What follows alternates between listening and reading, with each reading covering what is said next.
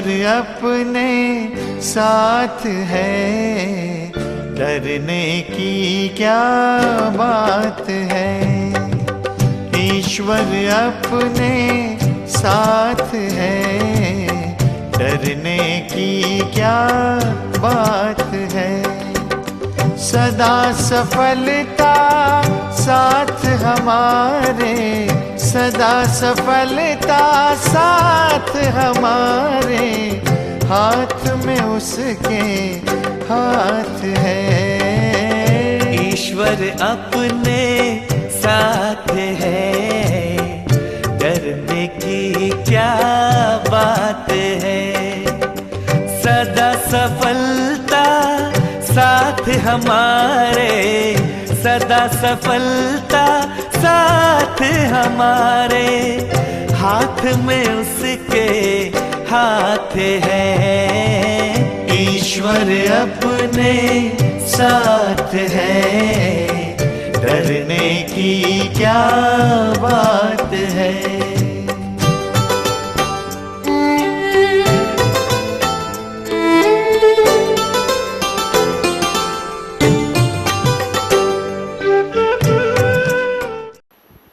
तो कल हम आपसे बात कर रहे थे कि हमारी आर्टरीज कैसे ब्लॉक होती हैं, है ना। धीरे धीरे आर्टरीज ब्लॉक होती हैं और आर्टरीज ब्लॉक होते होते बचपन से ब्लॉक होना शुरू होती हैं, 1-2 साल की उम्र से ब्लॉक होना शुरू होती हैं। और जब वो ब्लॉक बढ़ते बढ़ते 70% हो जाता है तो हमें छाती में दर्द होता है या घबराहट होती है या सांस फूलता है या तकलीफ महसूस होती है। और 70% ब्लॉक होने के समय लगभग हमारे कोलेटरल्स खुलने शुरू हो जाते हैं और कोलेटरल्स खुलने शुरू होते हैं और कोलेटरल्स के खुलने से हमारी ब्लड सप्लाई वापस नॉर्मल हो जाती है और फिर ब्लॉक बढ़ता रहता है। जैसे मैं आपको एग्जांपल देता हूं कि हमारी आर्टरीज, कई बार आप एंजियोग्राफी कराते हैं, पहली बार आप एंजियोग्राफी कराते हैं, जब एंजियोग्राफी कराते हैं हम अपनी, तो उसमें देखा जाता है, और हमारी एंजियोग्राफी हमने किसी कारणवश नहीं कराई, सिर्फ एग्जीक्यूटिव हेल्थ चेकअप जो होता है साल में एक बार कराते हैं। जो बड़ी बड़ी कंपनियों में जो काम करते हैं एग्जीक्यूटिव्स होते हैं तो उनका हर साल चेकअप होता है। टीएमटी भी होता है, एको भी होता है। टीएमटी हर साल नेगेटिव निकलता है कि तो इस साल किया तो पॉजिटिव निकला है। पॉजिटिव निकला तो डॉक्टर्स ने कहा एंजियोग्राफी कराई, तो एंजियोग्राफी कराई, कोई तकलीफ नहीं है, रोज हम नॉर्मल हैं, रोज सब काम करते हैं, ऑफिस भी जाते हैं, रोज वॉकिंग भी करते हैं, लॉन टेनिस भी खेलते हैं, बैडमिंटन भी खेलते हैं, कोई तकलीफ नहीं है।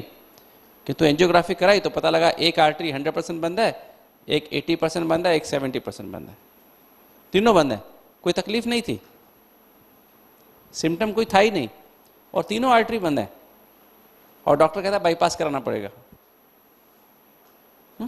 तो कैसे ऐसा हुआ कि उस पेशेंट को कोई सिम्टम ही नहीं है, कभी छाती में दर्द ही नहीं हुआ है, कभी हार्ट अटैक हुआ ही नहीं है, फिर भी तीनों आर्टरी बंद है, तो कैसे हुआ? धीरे धीरे यही प्रोसेस है ना, ब्लॉक होता गया, कोलेटरल्स खुलते गए, उसकी डेली एक्सरसाइज करता है, वॉकिंग करता है, खुश रहता है, रीजनेबली खुश रहता है। एक होता है क्रिटिकल लेवल से अधिक खुश रहता है, ठीक है, मतलब, और उसको सब ठीक है, बैलेंस में चलता है लाइफ उसकी। तो उसके ब्लॉक होने के बाद भी उसको कोई सिम्टम नहीं है, ठीक बात है। तो ब्लॉकेज का मतलब सिम्टम नहीं है, ठीक है? ब्लॉकेज का मतलब हार्ट अटैक भी नहीं है। ब्लॉकेज का मतलब सिर्फ एक प्रोसेस है कोलेस्ट्रॉल जमा होने का, इसलिए ब्लॉकेज वालों को डरने की बात नहीं है, ठीक है।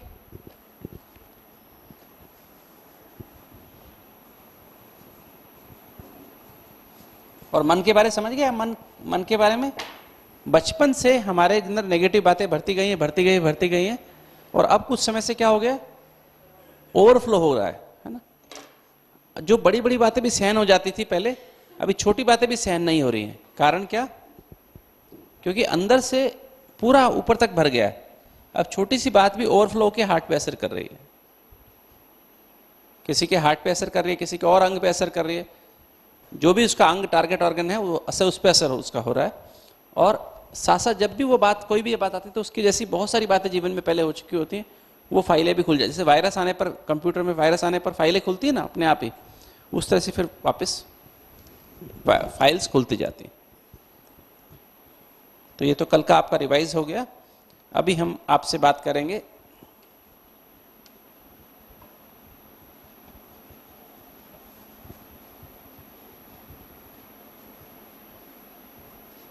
ये जो हमने कल आपको दिखाया था, ये आपको डायग्राम याद है? नॉर्मल हार्ट की आर्टरीज इलास्टिक हैं, जब उन पर प्रेशर पड़ता है, जब उनको हमें ज़्यादा काम करना पड़ता है, फिजिकल और मेंटल स्ट्रेस, तो वो डायलेट हो जाती हैं। नॉर्मल हार्ट की ब्लड सप्लाई 250 ml पर मिनट होती है, किंतु इन टाइम्स ऑफ इमरजेंसी कितना जा सकता है हार्ट में? 1500 ml भी जा सकता है। किंतु अगर आपकी आर्टरीज नॉर्मल है, देखा होगा इसलिए आपने, कई बार हम कितना काम कर लेते हैं, बच्चे कितना काम कर लेते हैं, क्योंकि उनके हार्ट की आर्टरीज नॉर्मल है, कितना दौड़ते हैं तो भी थकते नहीं है। पहाड़ी पर चढ़ेंगे, उतरेंगे, भागेंगे, दौड़ेंगे, कुछ भी करेंगे, थकते नहीं। और हम ऐसा कर सकते हैं? हम नहीं कर पाते, क्योंकि हमारी आर्टरीज में कोलेस्ट्रॉल जम गया है and they become like plastic, hard हो गई हैं, स्टिफ हो गई हैं। और जब भी डिमांड बढ़ती है, फिजिकल और मेंटल स्ट्रेस बढ़ती है, तो डायलेट नहीं होती, इसलिए हमको छाती में दर्द, घबराहट होती, थक जाते हैं, सांस फूलना शुरू हो जाता है या धड़कन होनी शुरू हो जाती है। अगर ये क्रैक हो जाए आर्टरी, 70% होने पर एंजाइना होता है, और क्रैक हो जाए, और क्रैक अधिकतर यहाँ होती है, शोल्डर ऑफ द प्लाक, जहाँ पर जंक्शन होता है ना, जहाँ पर नॉर्मल आर्टरी और ब्लॉक आर्टरी का जंक्शन, उसके नज़दीक कहीं पर अधिकतर क्रैक होता है, और क्रैक होके वहाँ क्लॉट बन जाता है, क्लॉट बनने से heart attack. 100% blockage, sudden 100% blockage, sudden 100% blockage. अचानक एक आर्टरी अगर 100% ब्लॉक हो जाती है, तो उसको हम कहते हैं क्या? Heart attack. धीरे धीरे अगर आर्टरी बंद होती है, तो उससे हार्ट अटैक नहीं कहते हैं, राइट? अगर एक आर्टरी 70 से 80 हुई, 80 से 90 हुई, 90 से 100 हुई, तो उसको हार्ट अटैक नहीं आएगा। किंतु सडनली किसी की आर्टरी में सिर्फ 50% ब्लॉक हो, ऐसा भी हो सकता है, 50% ब्लॉक हो, और 50% ब्लॉक में अगर क्रैक हो जाए, और क्रैक होकर के क्लॉट बन गया, क्लॉट बन के आर्टरी सडनली 100% बंद हो गई, हार्ट अटैक हो जाएगा। 30% ब्लॉक में भी हार्ट अटैक आ सकता है, 20% ब्लॉक में भी हार्ट अटैक आ सकता है, ठीक है? तो इसलिए मस्ट नहीं है कि आपको 20% में हार्ट अटैक नहीं आएगा, 30 में भी आ सकता है, 40 में भी आ सकता है, 50-60 में भी आ सकता है, 70-80 में भी आ सकता है। Next slide, next. अब ये दिखाया गया है, अब हम आर्टरी, कोरोनरी आर्टरी डिजीज के बारे में बात कर रहे हैं। ये आर्टरी का क्रॉस सेक्शन दिखाया गया है, क्रॉस आर्टरी को क्रॉस काट के बताया गया है। ये देखिए 3 लेयर्स हैं आर्टरी में। एक बाहर की लेयर है जिसको एडवेंटिशियल लेयर कहते हैं, ये बाहर की लेयर है। एक बीच की लेयर जिसको मसल लेयर कहते हैं, मस्कुलर लेयर कहते हैं, और एक अंदर की लेयर इसको एंडोथीलियल लेयर कहते हैं, इंटीमा कहते हैं, इंटीमा या एंडोथीलियल लेयर। तो तीनों को अलग अलग काम है। बाहर की तो बाहर की फाइब्रस टिश्यू की बनी लेयर है, बाहर की आर्टरी उसको मतलब एक स्टेबिलिटी देती है। ये मस्कुलर लेयर जो है ना, मस्कुलर लेयर का क्या काम है कि आर्टरी को डायलेट करना, मैंने बताया ना आपको। अगर आर्टरी को खोलना हो, चौड़ा होना हो, तो क्या करेगा? किससे डायलेट होगी? इससे डायलेट। इसके ऊपर हार्मोन्स का असर होता है ना। मान लीजिए आपको रिक्वायरमेंट बढ़ गई, तो क्या होगा? ये मसल लेयर डायलेट हो जाएगी, ये मसल फाइबर रिलैक्स हो जाएंगे और खुल जाएंगे। तो नॉर्मल छोटी सी आर्टरी भी आपकी बढ़कर के डिमांड के समय, मान लीजिए आर्टरी का डायमीटर अभी 3 मिलीमीटर है या 2 मिलीमीटर है, और जब भी डिमांड बढ़ गई तो ये कितना हो जाएगा? 4 मिलीमीटर भी हो सकता है ना। तो बीच की लेयर जो मस्कुलर लेयर है वो ये काम करती है, ठीक है। हार्मोन्स की रिस्पॉन्स में या डिमांड की रिस्पॉन्स में ये आर्टरी हमारी डायलेट हो सकती है मस्कुलर लेयर की वजह से। फिर है इंटीमल लेयर या एंडोथीलियल लेयर, इसको एंडोथीलियम कहते हैं। एंडोथीलियम क्या करती है? एंडोथीलियम ये जो है इसके डायरेक्ट ब्लड के कांटेक्ट में रहती है। हमारे हार्ट में, इसे आर्टरीज में क्या बहता रहता है? ब्लड बहता रहता है, और blood is a transport medium. Blood क्या है? Blood is a transport medium. Blood में सब कुछ जाता है, आरबीसी, डब्ल्यूबीसी, है ना। आरबीसी क्या होती है? ऑक्सीजन ले जाने वाली कणिकाएं होती हैं। डब्ल्यूबीसी क्या होती है? डब्ल्यूबीसी बीमारी से लड़ाई करने वाली कणिकाएं होती हैं खून के अंदर, है ना। इसके अंदर ग्लूकोज भी जाता है ना। फैट के पार्टिकल्स किस फॉर्म में जाते हैं? कोलेस्ट्रॉल की फॉर्म में, है ना। कोलेस्ट्रॉल कितने तरह का होता है? वैसे कोलेस्ट्रॉल बहुत तरह का होता है, और सबसे बड़ा जो उसमें जो कोलेस्ट्रॉल का पार्ट है वो है एलडीएल। एलडीएल माना बैड कोलेस्ट्रॉल, उसका नाम है low density lipoprotein. Low density lipoprotein, that's a bad. क्यों बैड है? ये जो पीले वाला देख रहे हैं ना आप, this is the yellow one, yellow one is LDL, ठीक है, yellow one is LDL and it is bad. Why it is bad? Because it blocks the arteries. क्योंकि ये जो कोलेस्ट्रॉल है ये आर्टरीज की दीवार पे चिपक जाता है, it gets into the wall of the arteries, ठीक है। और दूसरा कोलेस्ट्रॉल होता है HDL. HDL is high density lipoprotein. जो एचडीएल है दैट इज गुड कोलेस्ट्रॉल। और गुड कोलेस्ट्रॉल क्या करता है? हनुमेश भाई इधर आ जाओ, ये तो यहाँ पे इधर आ जाओ पास में। हाँ, यहाँ पे बैठ सकते हैं, यहाँ भी आ सकते हैं, इस बीच में आ जाइए। तो एचडीएल जो है, एचडीएल इज गुड कोलेस्ट्रॉल, है ना। तो वो गुड क्यों है? क्योंकि गुड इसलिए है, प्लीज अपने मोबाइल्स का मैंने कहा था, फिर मोबाइल ले लिया जाएगा आपसे। हमें फ्री आपका एक मोबाइल ऑफ कर दीजिए, उसको स्विच ऑफ कर दीजिए।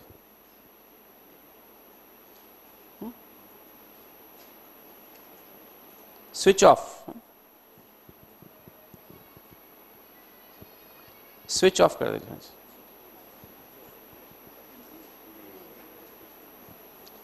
तो ये जो HDL है, HDL why it is called good? Because it unblocks the arteries, है ना। ये क्या करता है? अंदर से आर्टरीज को साफ करता है, जमे हुए कोलेस्ट्रॉल को भी साफ करता रहता है।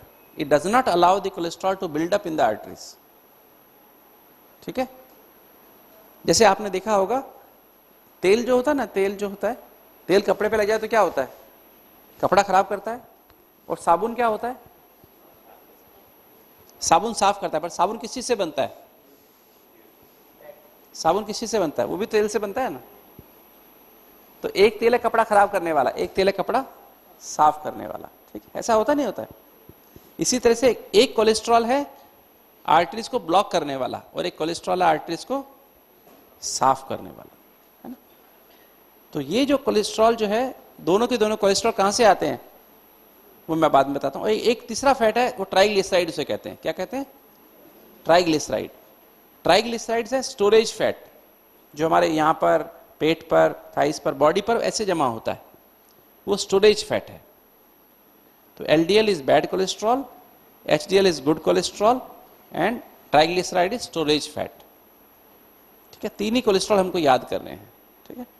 नॉर्मली जो एलडीएल का लेवल है, नॉर्मली भारतवासियों के लिए it should be less then 100, ठीक है। हमारे सबके लिए एक मोटी बात याद करें, हमें बहुत गहराई में नहीं जाने की आवश्यकता है, रेंज की भी याद करने की आवश्यकता नहीं है। हमारा टोटल जो बैड कोलेस्ट्रॉल जो लेवल होना चाहिए, कितना होना चाहिए? 100 के नीचे होना चाहिए, 100 के नीचे होना चाहिए, ठीक है। और गुड कोलेस्ट्रॉल 45 से अधिक होना चाहिए। ट्राइग्लिसराइड्स 140 के नीचे होना चाहिए, 140 मिलीग्राम पर डेसीलीटर। और टोटल कोलेस्ट्रॉल कितना होना चाहिए? टोटल कोलेस्ट्रॉल 200 के नीचे होना चाहिए, ठीक है। और एक और चीज है VLDL,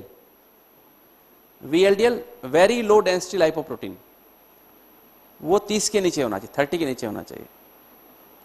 और ratio of bad to good, LDL to HDL should be less than 3। अर्थात एक HDL का मॉलिक्यूल है, वो 3 LDL के मॉलिक्यूल को साथ में रख सकता है पकड़ के। It will not allow the LDL to go inside if we keep the ratio below 3. हैं जी? नहीं, उस रिपोर्ट को मत जाइए, जो मैं आपको बता रहा हूं, these are the Indian guidelines. ये जो है लेबोरेटरी की गाइडलाइंस होती है, लेबोरेटरी के अपने मशीनों के ना जो रेंज होती है, उस पर आपको नहीं जाना है, वो रिपोर्ट में देखना नहीं है। रिपोर्ट में जो रेंज लिखी होती है उस रेंज के ऊपर नहीं मत जाइए। What I am telling you is actually not only Indian guideline but also American Heart Association guidelines, also accepted by European Society of Cardiology. So these are well accepted all over the world. These are international guidelines, WHO guidelines, right? World Health Organization guidelines.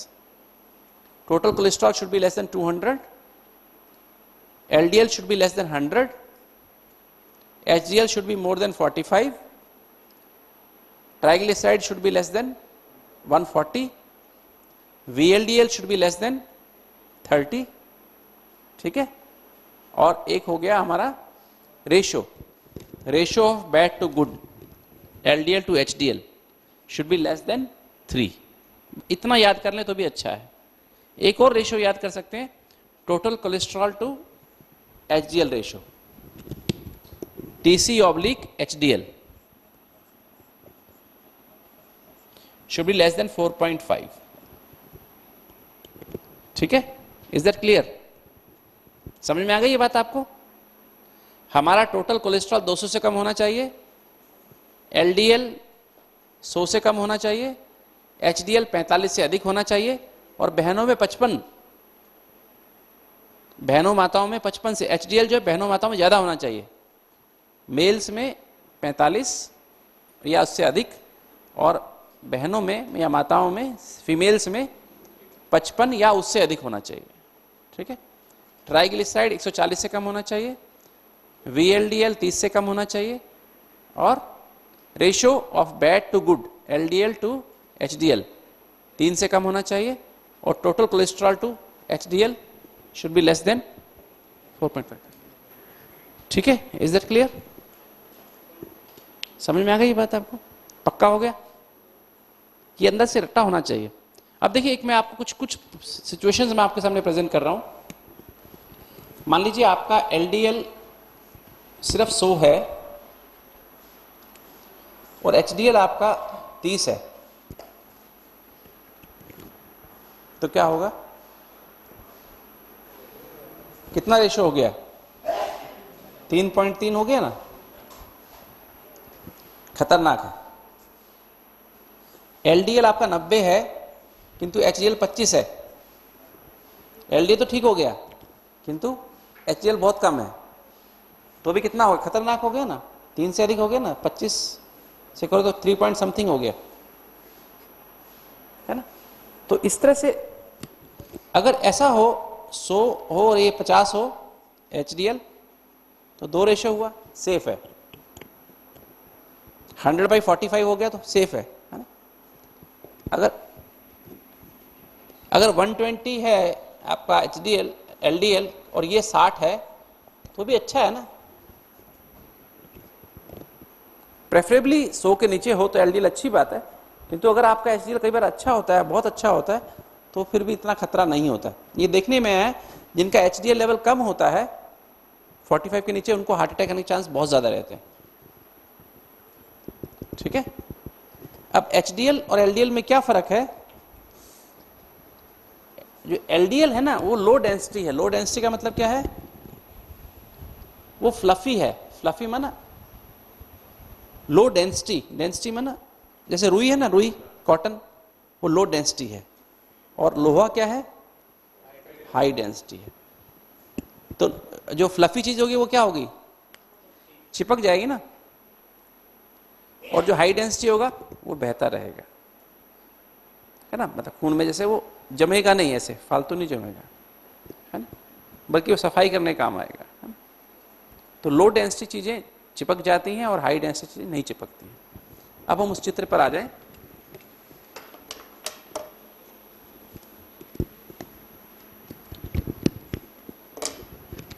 वहां हम देख रहे हैं ये endothelium है और ये हमारा LDL है, और ये ग्रीन वाला देख रहे हैं सिंगल वाला जो मॉलिक्यूल, ये HDL है जो, और ये हमारी एंडोथीलियम है.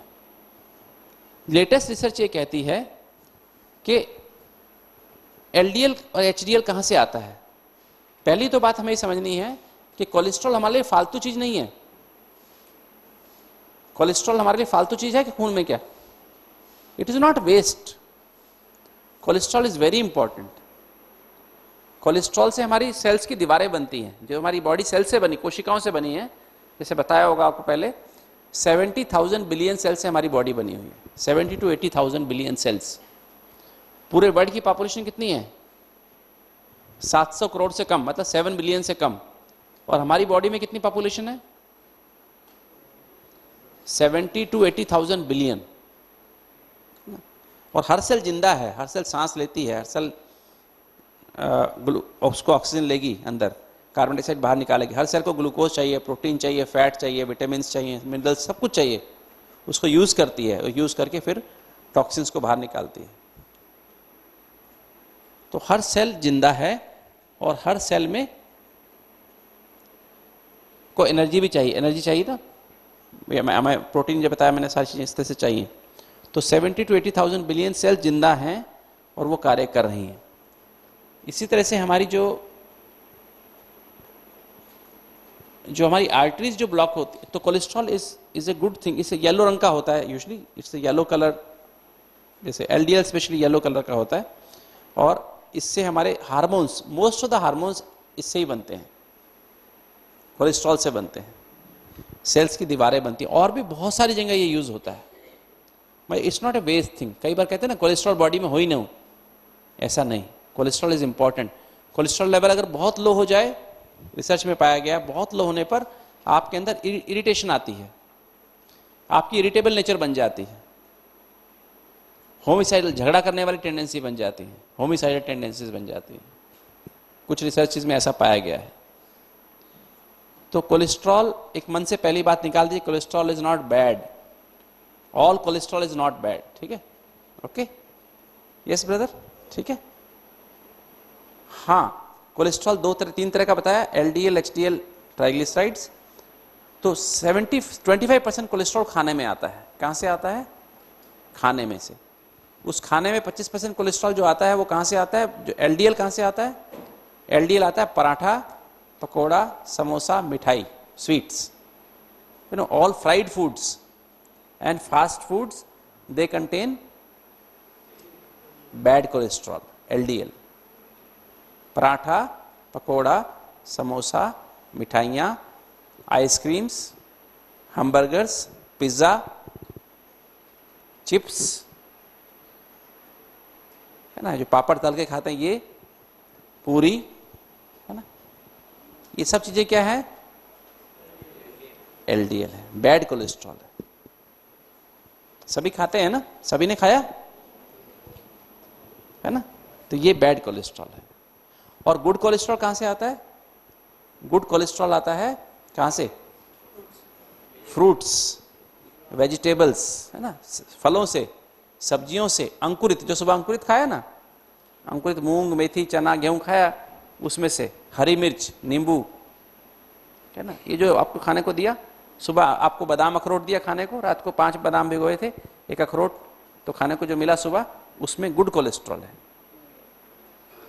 ठीक है, ये बात समझ में आ रही है आप सभी को? तो एलडीएल, 25% एलडीएल कहां से आया? तली चीजों से या फास्ट फूड से। और एचडीएल कहां से आया? फ्रूट्स, वेजिटेबल्स, स्प्राउट्स, नट्स, है ना, जो ड्राई फ्रूट्स होते हैं उनसे आता है। और 75% कोलेस्ट्रॉल लिवर में बनता है। 75% कोलेस्ट्रॉल कहां बनता है? लिवर में बनता है। वो कहां से बनता है? वो बनता है मन के हिसाब से। अगर आपके मन में जल्दी है, चिंता है, गुस्सा है, उदासी है, थोड़ी थोड़ी बात पे आपकी नेचर सेंसिटिव हो गई है, थोड़ी थोड़ी बातें आप सोचते रहते हैं, ये कैसे होगा, कैसे चलेगा, ये ऐसा व्यक्ति मुझसे ऐसे ऐसे बात करता है, मेरे साथ ऐसे रहता है, मेरे साथ इसका व्यवहार अच्छा नहीं है, अपने मन की बातें आप शेयर नहीं करते हैं, है ना, या आपके मन में जॉब स्ट्रेस है, फैमिली स्ट्रेस है, या आप अपने आप को अकेला महसूस कर रहे हैं, तो क्या होगा? आपका लीवर बैड कोलेस्ट्रॉल बनाएगा। तो बैड कोलेस्ट्रॉल तो बनाएगा, साथ साथ क्या करेगा? क्लॉटिंग फैक्टर्स भी बनाएगा। लीवर में ही क्लॉटिंग फैक्टर्स बनते हैं, ब्लड को क्लॉट करने वाले, खून जमाने वाले, थक्का जमाने वाले केमिकल्स बनते हैं, फैक्टर्स बनते हैं, वो लीवर में ही बनते हैं। तो आप डबल नुकसान करते हैं। जब भी आप जल्दी करते हैं, चिंता करते हैं, गुस्सा करते हैं, उदास होते हैं, तो आप डबल नुकसान कर रहे हैं अपने आप को। लीवर बैड कोलेस्ट्रॉल बना रहा है, साथ साथ ब्लड क्लॉट करने वाले फैक्टर्स भी बना रहा है। Is that clear? When you are angry, you are in a hurry, you are under pressure, you are depressed, you are emotional, sensitive, or you feel isolated, at that point of time, your liver is making bad cholesterol and not only bad cholesterol but also clotting factors, blood clotting factors. So your blood becomes prone to clots. इसलिए आपका blood जल्दी जल्दी जमेगा, खून जमेगा, खून थक्का जमने की tendency हो जाती है। इसकी अपोजिट में अगर आप शांत हैं, खुश हैं, संतुष्ट हैं, जो भी आपको मिला है, क्या कहते हैं, कहावत क्या है, समय से पहले नहीं और भाग्य से ज्यादा नहीं। जो भी आपको मिला अपने भाग्य का मिला है और समय पर मिला है। और जो कुछ मिलना है कब मिलेगा, समय पर मिलेगा। कितना मिलेगा, जितना आपके भाग्य में है। दूसरा आदमी हो सकता है, दूसरे आदमी के पास करोड़ों रुपए उसको बेनिफिट हो रहा हो और आपको 5 रुपए भी ना मिल रहे हो, ऐसा भी हो सकता है। दूसरे व्यक्ति को बहुत बहुत प्यार मिल रहा हो, एक हो सकता है आपके लिए इतना सा मीठा शब्द भी ना हो। नहीं, घर में भी आप देखते हैं ना, कई बार पत्नी होती है ना, जो पत्नी होती है तो बच्चों से बहुत प्यार से बात करती है और आपको सदा ही नेगेटिव बोलती रहती है ना। ऐसे पति भी कई बार करता है ना, सबसे प्यार से बात करेगा किंतु पत्नी से डांट लगाएगा, उल्टी सीधी बातें कहेगा, है ना उसको। बाकी सबसे प्यार से बात करेगा, बाहर अंदर घर में सब जगह प्यार से बात करेगा। नहीं तो हो सकता है सबके लिए प्यार है, सबके लिए बहुत अच्छा है, किंतु आपके लिए खराब है ना। तो ये किस कारण से है, आपके अपने भाग्य से है ना, राइट। तो समय से पहले और भाग्य से, एक गीत है ना, सुना ना आपने, ईश्वर अपने साथ है तो डरने की क्या बात है। समय से पहले भाग्य से ज्यादा बोलो किसने पाया है ना। तो ये जो है तेरा, जो तूने किया है वही तेरे को मिल रहा है ना। जो तुमने किया है, जैसा तुमने किया है वैसा तुम्हें मिल रहा है। इसलिए किसी कोई दोषी नहीं है। कई बार हम कहते हैं ना दोषी, ये दोषी है, दोषी ये नहीं है, दोषी मैं खुद हूं, है ना। क्योंकि मैंने ऐसे कर्म किए। आज मुझसे कोई गलत बिहेव कर रहा है तो क्यों बिहेव कर रहा है, क्योंकि मैंने गलत बिहेव किया है पहले, इस जन्म में नहीं, पिछले जन्म में किया होगा, कभी किया होगा, कोई गलत काम किया होगा। तो हमको सेल्फ को रियलाइज करने की आवश्यकता है, अपने अंदर जाने की आवश्यकता है, सोचने की आवश्यकता है और उसको ठीक करने की आवश्यकता है। अगर ठीक नहीं करेंगे तो क्या होगा, जैसे चल रहा है वैसे चलता रहेगा, ठीक ही नहीं होंगे, है ना। बीमारियां बढ़ती, तकलीफ बढ़ती रहेंगी। तो 75% कोलेस्ट्रॉल कहां से बना, लीवर में बना। कैसे बना, मन के हिसाब से। मन के हिसाब से कैसे बना, अगर हम जल्दी चिंता गुस्सा किया तो बैड बनाया और मन को शांत रखा, संतुष्ट, खुश रहे, प्रसन्न रहे, जो मिला उसमें संतुष्ट रहे, तो क्या होगा, हमारा लीवर गुड कोलेस्ट्रॉल बनाएगा। और खाली गुड कोलेस्ट्रॉल नहीं बनाता है, साथ साथ में क्या बनाएगा, क्लॉट डिसॉल्विंग फैक्टर्स बनाएगा, क्लॉट बस्टर्स बनाएगा। जो स्ट्रेप्टोकाइनेस का आप इंजेक्शन लगवाते हैं ना, जब हार्ट अटैक होने पर इंजेक्शन लगाते हैं ना, वो इंजेक्शन अंदर ही बन जाता है। वो 35 रुपए का इंजेक्शन बाहर से लगवाने की आवश्यकता नहीं है, हमारे अंदर ही हर समय बनता रहेगा। अगर हम शांत खुश रहें तो कहीं क्लॉट्स नहीं रहेंगे, ठीक है।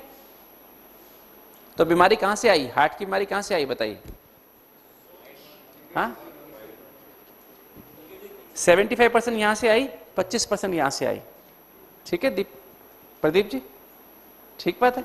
कहां से आई, 75% कहां से आई, यहां से, और 25% कहां से आई, यहां से। और यहां पर भी क्या गया, जो पहले यहां था, है ना, यहां से जो मन में फीलिंग थी उसी हिसाब से खाया ना। कहते हैं मूड डिसाइड्स योर फूड। बहुत सारी रिसर्च हुई है और वो बताती हैं कि मूड डिसाइड्स योर फूड। हम क्या खाना खाएंगे वो कौन डिसाइड करता है, हमारा मूड, हमारा माइंड। जैसे कहा जाता है, ऐसे देखने में आया है, जब कड़वा फील करते हैं, जब हम मन में बिटरनेस महसूस करते हैं, तो हम क्या खाना पसंद करते हैं, मीठा खाना पसंद करते हैं और कंपल्सिवली खाते हैं। डायबिटीज होने के बाद भी खाते हैं, चोरी छिपे भी खाते हैं, चोरी से भी खाते हैं। पता है आपको, इस बात का नहीं पता। डायबिटीज वाले सब अनुभवी हैं। आप सब डायबिटीज वाले काफी सारे हैं ना, तो डायबिटीज वालों को पता है इस बात का कि जब हम कड़वा, मतलब झगड़ा हो गया, कुछ बात की टेंशन हो गई, अब कोई ऐसी बिटरनेस मन में आ गई, तो क्या होगा? जैसे मान लीजिए आपको घर में गुलाब जामुन बना है ना, तो माँ पत्नी ने क्या किया, सब बच्चों को खिला दिया, दो दो सबको खिलाए, और आपको कहा आपको डायबिटीज, आप नहीं खाना, है ना। तो आपने तो खा, और फिर कुछ ऐसी मन में कड़वाहट है ऑफिस की तरफ से या घर की तरफ से भी हो सकती है, और रात में आपने, तो क्या होगा, आपने तो खाया नहीं, तब तो कंट्रोल भी कर लिया, किंतु रात में क्या होगा? रात में यूजुअली एक बार बाथरूम के लिए उठते हैं ना, 1-2 बजे, है ना, 2 बजे कोई उठता है, और बाथरूम डायबिटीज वाले ज़्यादा उठते हैं, है ना। तो रात में उठेंगे, फिर उसको अचानक याद आता है कि मैं ना गुलाब जामुन बना था, है ना, तो क्या करेगा वो? चुपचाप किचन में जाएगा, एक खाएगा पहले, पर हमेशा मीठी जो मिठाई होती है ना, एक अंदर रहना नहीं चाहती है, उसको कंपेनियन चाहिए, है ना, अकेला नहीं रहती है वो, तो एक अच्छा लगता है ना, तो थोड़ी मिठास आती है, तो कहते एक और खा लो, चुपचाप कोई देख नहीं रहा है ना, तो फिर दो तो खा लिए ना, है ना। और सुबह सुबह जब चेकिंग होती है ना, वो वाइफ उठ के देखती है, अब कहाँ गए, ये 2 तो कम है इसमें से, कहाँ गए, 4 ही बचे थे, और उसमें 2 आप खा गए, है ना। तो फिर क्या होगा सुबह सुबह? तो ऐसे अनजान होते हैं, जैसे कि बस वो कि मुझे नहीं पता, वो कहेंगे आपने खाया क्या? नहीं मुझे नहीं पता, मेरे को नहीं पता, आप बच्चों से पूछो, है ना, मुझे नहीं पता है। तो ये मतलब बिटरनेस विल लीड टू, उसको कंपनसेट करते हैं फिजिकली मिठास खा के। जब अंदर से ड्राई महसूस करते हैं तो we feel like taking fried food. जब अंदर से ड्राई महसूस करेंगे ना आप, तो क्या दिल करेगा? भाई आज तो पकोड़े बना लो, आज तो ये कर लो, आज तो पराठा बना के दो, आज तो पूरी बना के खिलाओ, है ना। और जब आप अंदर से बोरिंग महसूस करते हैं तो चटपटा खाने को दिल करता है, हॉट खाने को दिल करेगा, कुछ चटपटा बनाओ आज कुछ, है ना। तो ऐसे मन की बहुत सारी फीलिंग्स के अनुसार हम खाना खाते हैं, है ना। तो ये जो है, ये जो भी हमारे अंदर जाता है वो हमारे मन के हिसाब से जाता है। इसलिए जो हार्ट की जो प्रॉब्लम है बेसिकली, वो टोटली किससे रिलेटेड है? मन से रिलेटेड है। तो अगर आप मन को पूरा ठीक कर सकें तो आपकी हार्ट की बीमारी ठीक हो सकती है। ठीक बात है? कर सकते हैं ठीक? नहीं कर सकते हैं? तो ये इस तरह से हमारी, और ये दूसरी बात है, अभी आर्टरी तो ये कोलेस्ट्रॉल तो ज्यादा बन गया, ठीक है, आपने बना लिया, मन से भी बना लिया और मुंह से खा के भी बना लिया।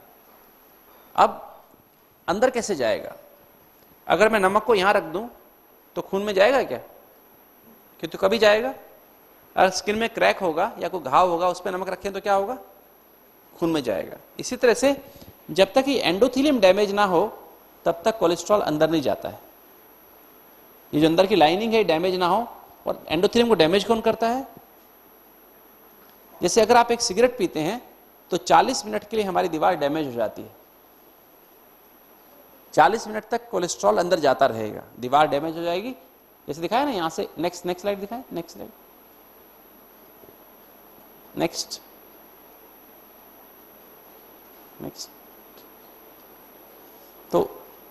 तो उसमें से 40, मतलब हमारी जो 40 मिनट के लिए होगा, ठीक है। इस तरह से हमारे जो पॉल्यूशंस हैं, डिफरेंट तरह के पॉल्यूशन हैं, एयर पॉल्यूशंस हैं। जैसे देखिए ये दीवार डैमेज हुई ना यहाँ से, तो यहाँ पर से कोलेस्ट्रॉल अंदर जाना शुरू हो जाएगा।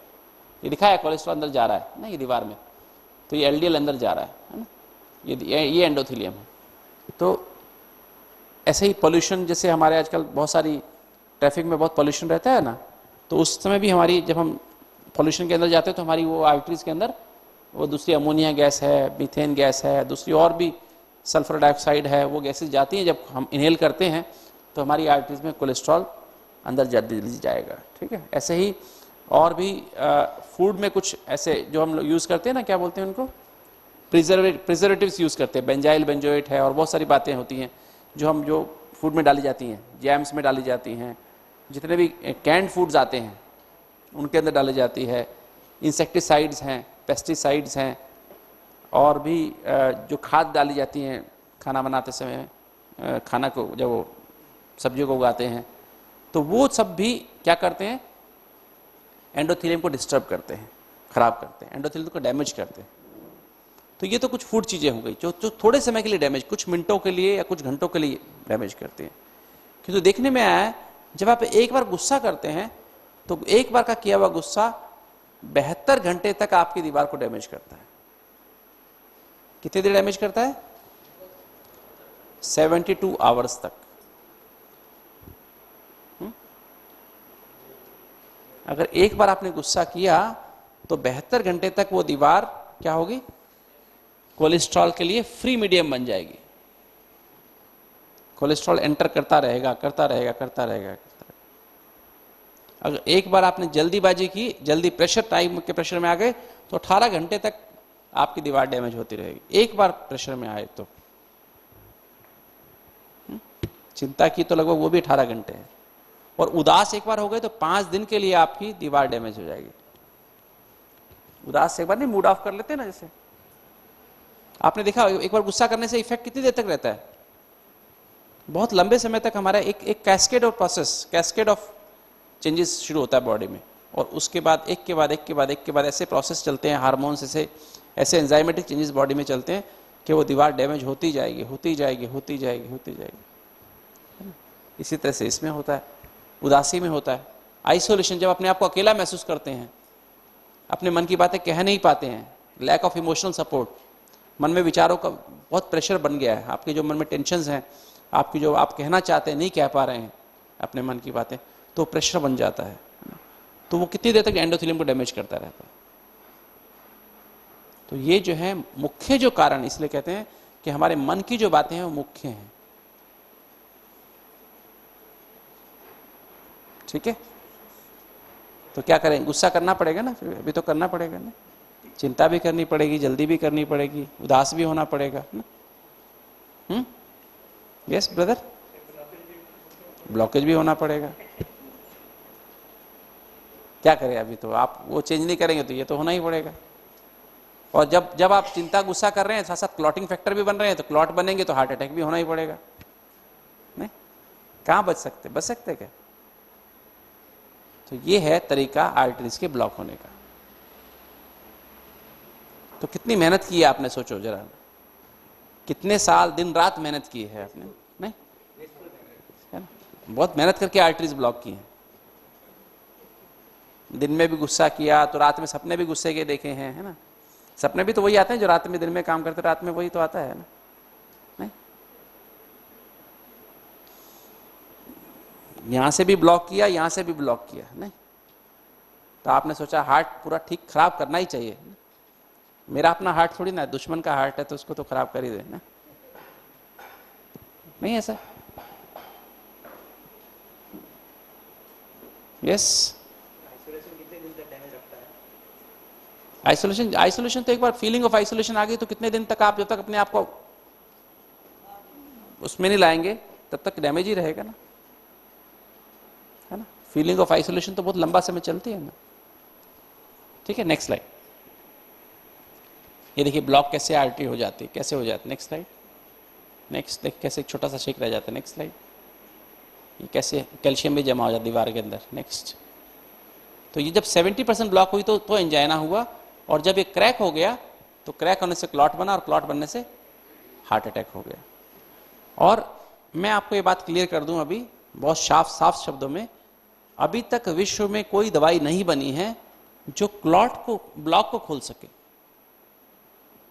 ये मैं आपको बड़ा क्लियरली बता देता हूं, अभी तक दुनिया में कोई दवाई, होम्योपैथी में, आयुर्वेदा में, एलोपैथी में, या किसी भी सिस्टम में, यूनानी में, किसी भी सिस्टम में ऐसी दवाई धरती पर नहीं बनी है जो कि आपके ब्लॉक को खोल सके। जो कोलेस्ट्रॉल जम गया है उसको बाहर निकाल सके।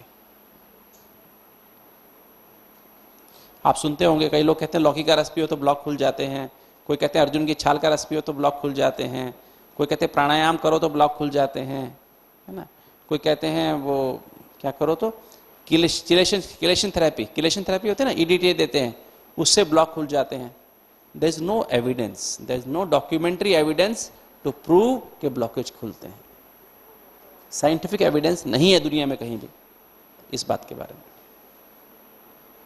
ठीक है, साइंटिफिक एविडेंस किसे कहते हैं? साइंटिफिक एविडेंस उसे कहते हैं जिसमें हम 2 ग्रुप ऑफ पीपल लेते हैं, 50 इस ग्रुप में, 50 उस ग्रुप में। 50 ग्रुप उस चीज को यूज करते हैं। मान लीजिए किलेशन थेरेपी की बात कर रहे हैं, 50 लोगों को किलेशन थेरेपी दी गई, जितना समय बताते हैं उस समय इतना 50 को नहीं दी गई, और फिर उस समय के बाद एंजियोग्राफी की गई तो इन लोगों में ब्लॉकेज खुले, इन लोगों में नहीं खुले। ठीक है, तो उसको कहेंगे साइंटिफिक प्रूफ कि हाँ भाई 50 में केलेशन थेरेपी से ब्लॉकेज खुल गए। नॉर्मली भी 100 में से 6 से 7% ब्लॉकेज अपने आप खुल जाते हैं। कैसे खुलते हैं? क्योंकि ये जो क्लॉट है ना, ये क्लॉट जो बनता है अपने आप डिसॉल्व हो जाता है। मान लीजिए आपने आज एंजियोग्राफी कराई अपनी और वो उसमें दिखाया 100% ब्लॉक है, तो 100% ब्लॉक वो कोई ब्लॉक की वजह से नहीं है, कोलेस्ट्रॉल की वजह से नहीं है। उसमें 70% ब्लॉक तो आपका उसमें था बिकॉज ऑफ ब्लॉक, कोलेस्ट्रॉल की वजह से, और 30% वहाँ क्लॉट जमा हुआ था, ब्लड क्लॉट जमा हुआ था, और थोड़े दिन में वो क्लॉट अपने आप निकल गया और आपने देखा 100 वाली 70% हो गई। तो इट इज़ नॉट करेक्ट। ठीक है, वो क्लॉट रिकैनलाइज हो गया, डिसॉल्व हो गया, और इसके कारण से वो कहा कि आपका क्लॉट निकल गया। वो क्लॉट नहीं निकला है, वो ब्लॉक नहीं निकला है, क्लॉट निकल गया। और उसको हम क्या समझ लेते हैं कि हमारा ब्लॉक तो खुल गया जी। ब्लॉक नहीं खुला है, क्लॉट डिसॉल्व हो गया। ठीक है, खून का थक्का था वो पिघल गया, इसलिए आपको ऐसा लग रहा है। ठीक है, इज इट करेक्ट? तो साइंटिफिक स्टडीज में इन बातों को देखा जाता है। हम एंजियोग्राफी देख के बता सकते हैं कि this block is because of कितने % ब्लॉक की वजह से, कितने % क्लॉट की वजह से। जब हम एंजियोग्राफी देखते हैं ना पेशेंट की, तो हम बता देते हैं कि हाँ इतना इतना है ऐसा। उसकी अलग तरह की पिक्चर्स होते हैं। कई बार डॉक्टर्स ध्यान से नहीं देखते तो उसको 100% ब्लॉक ही लिख देते हैं, 90% ब्लॉक ही लिख देते हैं। ठीक है, तो एक्यूरेटली देखने से हमें सही पता लगता है। सिर्फ आज तक क्लॉट बस्टर्स बने हैं। ये जो क्लॉट बना ना, ये लाल रंग का देख रहे हैं, इसको बस्ट कर सकते हैं स्ट्रेप्टोकाइनेस से, यूरोकाइनेस से, टिश्यू प्लाज्मिनोजन एक्टिवेटर से। इसके डिफरेंट वो जो आप इमरजेंसी में जब कभी आवश्यकता होती तो ये दे सकते हैं, और वो हमारे क्लॉट को बस्ट कर सकते हैं। बट ब्लॉक को कोई चीज़ निकाल नहीं सकती, क्योंकि ब्लॉक बना कैसे? ब्लॉक कैसे बना? ब्लॉक बना, एंडोथेलियल इंजरी हुई, उसमें कोलेस्ट्रॉल अंदर गया। ठीक है, अब मैं एक बात आपको बताऊं, वापस back, can we go to back slide? Back, इससे भी बैक, फर्स्ट स्लाइड। क्लॉट तो क्या होता है? क्लॉट तो आरबीसी से बनता है ना, तो उसमें जैसे हम स्ट्रेप्टोकाइनेस क्या करता है? स्ट्रेप्टोकाइनेस क्या करता है? वो आरबीसी चिपक जाती है एक दूसरे के साथ, फिब्रिन बीच में होता है, तो वो फिब्रिन के जो बीच में पार्टिकल्स होते हैं उनको ब्रेक करता है स्ट्रेप्टोकाइनेस, और क्लॉट डिसॉल्व हो जाता है ना। क्लॉट तो ब्लड क्लॉट है ना, ब्लड थिक जम गया, थिक, यहाँ भी ब्लड का क्लॉट बन जाता है ना, तो क्या करो आप, उसमें थोड़ा पानी से करो तो ब्लड साफ हो जाता है ना? तो ये जो है अंदर की जो लाइनिंग है, मैं आपको एक एग्जांपल दे रहा हूँ। जैसे कि मान लीजिए अगर आप आज मार्केट में जा रहे हैं, और मार्केट में जा रहे हैं और अचानक रास्ते में अनाउंस हो जाता है, आपको वाइफ ने कहा कि आप ना क्या लेके आना, आधा किलो भिंडी लेकर के आना, थोड़ी सी मिर्च लेकर के आना, थोड़ा सा 4 नींबू लेके आना, और थोड़ी सी गोभी ले आना, राइट, पत्ता गोभी थोड़ी सी ले आना, और आधा किलो आलू ले आना।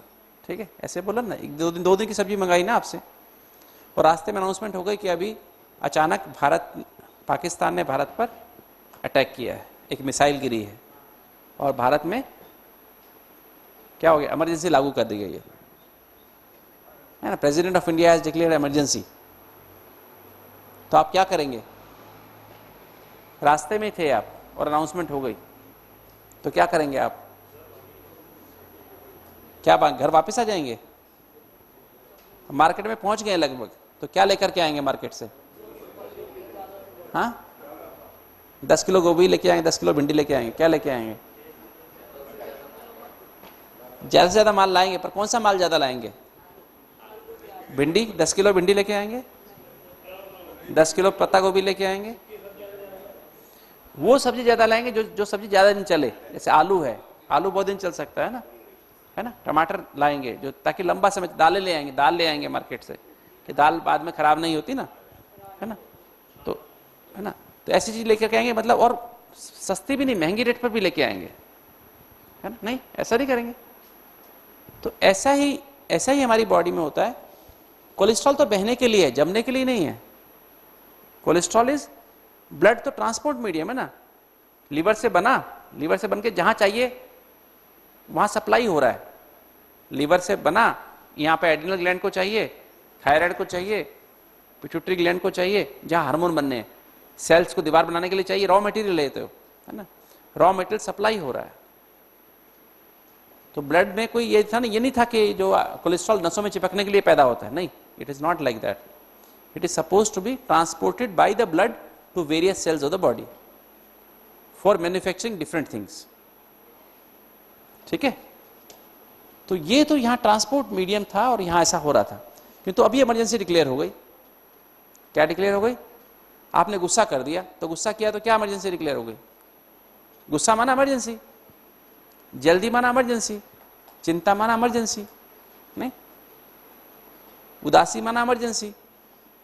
मिस्टर वशिष्ठ, वशिष्ठ भाई, समझ में आ रही है आपको? तो जल्दी, चिंता, गुस्सा, उदासी माना इमरजेंसी। तो जब इमरजेंसी लग गई तो क्या होगा? अंदर से क्या मैसेज आता है? पता नहीं आगे क्या होगा, डर जाते हैं ना अंदर से। ऊपर से मैसेज गया, अंदर ऊपर मैसेज पहुंचता है, अरे सब कुछ गड़बड़ है, पता नहीं अभी क्या होने वाला है। तो हमें सेल्स को तो काम करना है, तो क्या एंडोथेलियम, एंडोथेलियम का मैसेज क्या जाता है? जो कुछ भी अवेलेबल है ले लो, खींच लो।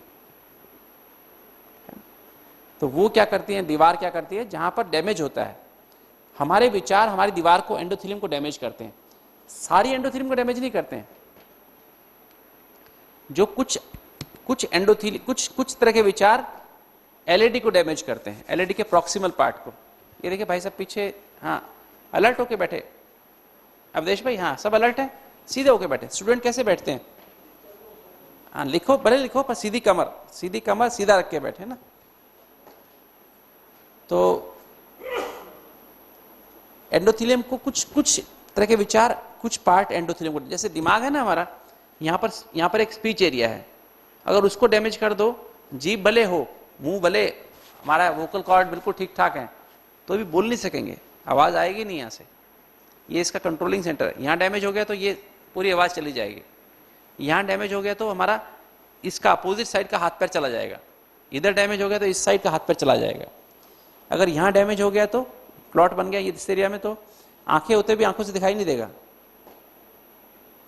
तो यहाँ पर जैसे ब्रेन में डिफरेंट एरियाज है ना, ऐसे ही एंडोथेलियम जो हमारी कॉर्नरी आर्टरीज हैं, हमने रिसर्च में पाया है पिछले कुछ सालों में कि कॉर्नरी आर्टरीज के डिफरेंट हिस्से डिफरेंट तरह के विचारों से डैमेज होते हैं, उनके एंडोथेलियम डिफरेंट विचारों से डैमेज होती है।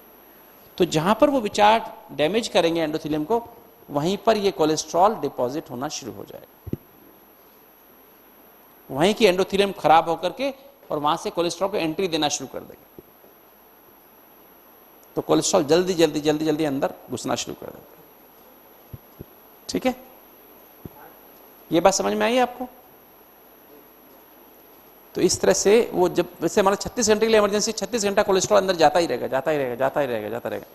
और आपने 36 घंटे में दोबारा, 75 घंटे में दोबारा गुस्सा कर दिया तो क्या होगा?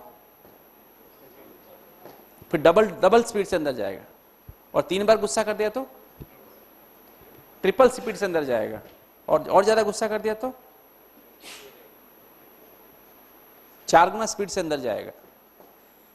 तो ये हमने इस तरह से हम खुद ही रेस्पॉन्सिबल है अपने बीमारी के लिए। ठीक है, अरुणा मैन, समझ में आई? आपकी ब्लॉक क्यों हुई? आर्टरी ब्लॉक क्यों हुई? किसने ब्लॉक किया आपकी आर्टरीज? किसने ब्लॉक की? आपने खुद ने ब्लॉक की है ना, है ना? हार्ट के पेशेंट क्यों बने? क्योंकि आपने खुद अपने आप जल्दी की, गुस्सा किया, चिंता किया, उदास हुए, थोड़ी बात को फील किया, है ना, थोड़ी बात में, फिर उसके हिसाब से जैसे मन की भावना थी उसके हिसाब से फिर गलत खाना खाया, परवश होके खाना खाया। तो धीरे धीरे हमारी आर्टरीज ब्लॉक होती गई और ब्लॉक होकर के हम कहां पहुंच गए? आज यहां पहुंच गए, है ना? नहीं, इस तरह से हमारी नेक्स्ट स्लाइड, नेक्स्ट। और इसकी बजाय हम क्या करें आज? अगर हमने दीवार को, हमने एंडोथेलियम को क्या प्रेजेंट किया? जल्दी, चिंता, गुस्सा, उदासी प्रेजेंट की, तो क्या किया एंडोथेलियम ने? कोलेस्ट्रॉल को पकड़ के अंदर डालना शुरू कर दिया।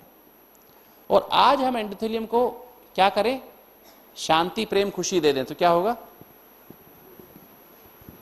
क्या होगा? जैसे आप मार्केट में अभी ले रहे हैं, अभी आप सब्जी खरीद रहे थे, आपने 10 किलो आलू बोल दिए, 10 किलो आलू दे दे भैया, और ये दे दे ना, महंगे रेट पे ले रहे हो, है ना, और अभी उस पर तोल रहा है वो भाई, है ना? अभी आपने पैसे दिए नहीं है, और तुरंत अनाउंसमेंट हो जाती है कि नहीं नहीं, वो मिसाइल गलती से किसी आतंकवादी ने डाली, पाकिस्तानी ने डाली थी, और वो आतंकवादी पकड़ लिया गया है ना, और अभी इमरजेंसी नहीं है, थिंग्स आर ओवर, है ना, इमरजेंसी इज ओवर, तो क्या करोगे फिर? आलू को क्या बोलोगे आलू वाले को? 10 किलो का 1 किलो लेंगे कि भैया तुम 1 किलो ही लेना है तो 9 किलो वापस रख लो, ठीक है? नहीं, ऐसे नहीं करेंगे क्या? नहीं करेंगे, ऐसे ही करेंगे ना। और दूसरा, ऐसे ही मैं एक सिचुएशन आपको और देता हूं।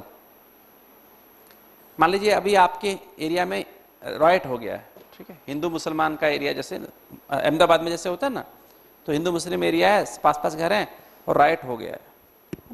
और राइट होने में क्या हुआ, दोनों कम्युनिटीज क्या कर रही हैं, हिंदू लोग अपनी टोलियां बना करके मुसलमान एरिया में अटैक करते हैं, और मुसलमान लोग अपनी एरिया ग्रुप बना करके कहां करते हैं, हिंदू एरिया में अटैक कर रहे हैं। तो आप क्या करेंगे बताइए? अपने घर में आप ड्राइंग रूम में जरा भी, अपना ड्राइंग रूम कितना साफ सुथरा रखते हैं, उसमें जरा एक मिट्टी का कण भी आए तो आपको अच्छा नहीं लगता है। बहुत सुंदर फ्रेश कराया हुआ है, बहुत सुंदर आपने गलीचा बिछाया हुआ है, बहुत सुंदर आपने ड्राइंग रूम, बहुत सुंदर, बहुत अच्छा पैसा खर्च करके आपने ड्राइंग रूम बनाया है अपना। अभी आतंकवाद आ गया है, ठीक है, या आप समझो आपके ऊपर कम्युनल राइट्स आपके एरिया में हो गए, तो क्या करेंगे? अपने ड्राइंग रूम में क्या रखेंगे उस समय? पता है कि अचानक दरवाजा खुलवाते हैं, भीड़ की भीड़ रात में आती है, अटैक करती है, और सब कुछ लूट के ले जाती है, मार के चली जाती है, तो क्या करेंगे आप? अपने ड्राइंग रूम में क्या रखेंगे? उसी ड्राइंग रूम को जिसमें आप जरा भी उसको गंदा नहीं करते थे, उसमें आप क्या करेंगे? पत्थर, ईंटे, लाठियां, है ना, रखेंगे, ताकि कोई हमारे ऊपर अटैक करे तो हम क्या करें, कम से कम हम भी तो कुछ मारे ना। नहीं करते हैं, यूजुअल बात है ये, तो रखेंगे ना, अपनी प्रोटेक्शन के लिए रखेंगे ना कुछ चीजें, तो वो उस ड्राइंग रूम में रखते हैं। बाहर से उठा के, सड़क से उठाते हैं, जो गंदे रोड़े, ईंट रोड़े होते हैं, वो भी उठा के आप रखते हैं, छत पे भी रखते हैं जाकर के, है ना। और जब राइट खत्म हो गया तो क्या करेंगे? फिर ड्राइंग रूम में सजा के रखेंगे, नहीं कि उस समय हमने यूज किया था, उस समय रखा था तो अभी रखें, नहीं, उसको बाहर, तुरंत बाहर फेंक देंगे। इसी तरह से जब हमारे अंदर प्रॉब्लम होती है तो हम क्या करते हैं, जो बाहर की चीजें, जो हमारे काम की चीज नहीं है, कोलेस्ट्रॉल हमारे काम की चीज नहीं है, वो उसको हम अंदर एंट्री दे देते हैं। एंडोथेलियम उसको एंट्री देती है। एंडोथेलियम इंजरी होती है इस तरह के विचारों से, जल्दी, चिंता, गुस्सा, उदासी से, और एंडोथेलियम इंजरी होने से कोलेस्ट्रॉल अंदर जाना शुरू कर देता है, और धीरे धीरे हमारी आर्टरी 70% ब्लॉक हो जाती है, 80% ब्लॉक, 90% ब्लॉक हो जाती है। किंतु इसके बाद अगर हम अपने आप को ठीक कर लें, अगर हम अपने आप को इंप्रूव कर लें, अपनी एंडोथेलियम को शांति, प्रेम और खुशी दे दें, तो क्या होगा? एंडोथेलियम क्या करेगी? Endothelium is not dead, it has understanding, उसमें समझ है एंडोथेलियम में, है ना। तो एंडोथेलियम क्या कर सकती है? ये कोलेस्ट्रॉल को अंदर डाल सकती है, तो एंडोथेलियम को, कोलेस्ट्रॉल को बाहर भी फेंक सकती है, ठीक है, नहीं फेंक सकती, तो कोलेस्ट्रॉल वापस बाहर जाना शुरू कर देगा, और हमारी आर्टरी धीरे धीरे वापस खुलती जाएगी। तो आपको क्या देना है? शांति, प्रेम, खुशी कहां से आएगी? इंजेक्शन लगवाना पड़ेगा ना उसका, नहीं, खून में सुबह सुबह रोज एक इंजेक्शन लेंगे ना हम लोग, आईवी, इंट्रावीनस, ना, तो सारे एंडोथेलियम में शांति चली जाएगी, प्रेम चला जाएगा, खुशी चली जाएगी। मार्केट में ऐसा इंजेक्शन आता है क्या केमिस्ट की शॉप पे? शांति का 10 ml शांति, 10 ml खुशी, 10 ml प्रेम, नहीं, ऐसा इंजेक्शन है प्रदीप जी, राय सोनी साहब, आपके पुणे में मिलता है क्या? तो 10-10 ml का रोज लगवा लो इंजेक्शन, तो अपने आप ही आर्टरी खुलनी शुरू हो जाएगी। और किलेशन थेरेपी से नहीं खुलेगी। हाँ, अगर आप शांति, प्रेम, खुशी का इंजेक्शन लगवाएंगे तो खुल जाएगी। तो आपकी एंडोथेलियम, और साथ साथ दूसरा मैंने बताया ना कि साथ माइंड का असर फूड पे भी पड़ेगा। Mood will decide your food. जब आपका मन शांति, प्रेम और खुशी में रहेगा तो फिर आपको उसके लिए आसक्ति पैदा नहीं होगी। फिर आपको जो खाना भी प्रेजेंट किया जाएगा जो हेल्थ के लिए आवश्यक है वो आप खाएंगे। शायद आपको पता हो, एक बार हमारी बॉडी कीमत कितनी है, हमारी जो बॉडी है उसकी कीमत कितनी है पता है आपको? 220 करोड़ है ना। एक बार इसकी यूएसए में कीमत लगाई गई बॉडी की, तो उसकी $50 मिलियन बॉडी कीमत। क्योंकि हमारी एक इंसान की बॉडी से 10-15 लोगों को हम बोन मैरो ट्रांसप्लांट दे सकते हैं, किडनी ट्रांसप्लांट दे सकते हैं, लिवर ट्रांसप्लांट दे सकते हैं, हार्ट ट्रांसप्लांटेशन कर सकते हैं हमारी बॉडी से। तो हमारी बॉडी बहुत कीमती है। यस। तो आप सभी कौन है? अरबपति। 220 करोड़ की बॉडी है आपके पास ना। सब कौन हो गए? तो आज से अपने आप गरीब नहीं बोलना है ना। तरुण भाई, कितने पैसे हैं आपके पास? 220 करोड़ तो आपके पास अभी है ना, घर में नहीं, बैंक में नहीं। हाँ, आपके पास सदा ही है 220 करोड़ रुपए ना। तो 220 करोड़ की गाड़ी है, और इतनी अच्छी गाड़ी है। मर्सिडीज की कीमत भी 30, 40, 50 लाख होती है, और आपकी गाड़ी की कीमत 220 करोड़ है। और इसको आपको चलाना है। चलाने के लिए क्या डालना चाहिए इसमें? मट्टी के तेल से चलानी चाहिए ना? नहीं, घासलेट से चलानी चाहिए नहीं, या बहुत अच्छे रिफाइंड पेट्रोल से चलानी चाहिए। अनलेडेड पेट्रोल आजकल स्पीड आता है, कई नाम से आता है स्पीड, और दूसरे नाम से क्या आता है? स्पीड है, और एक दूसरा कौन सा है?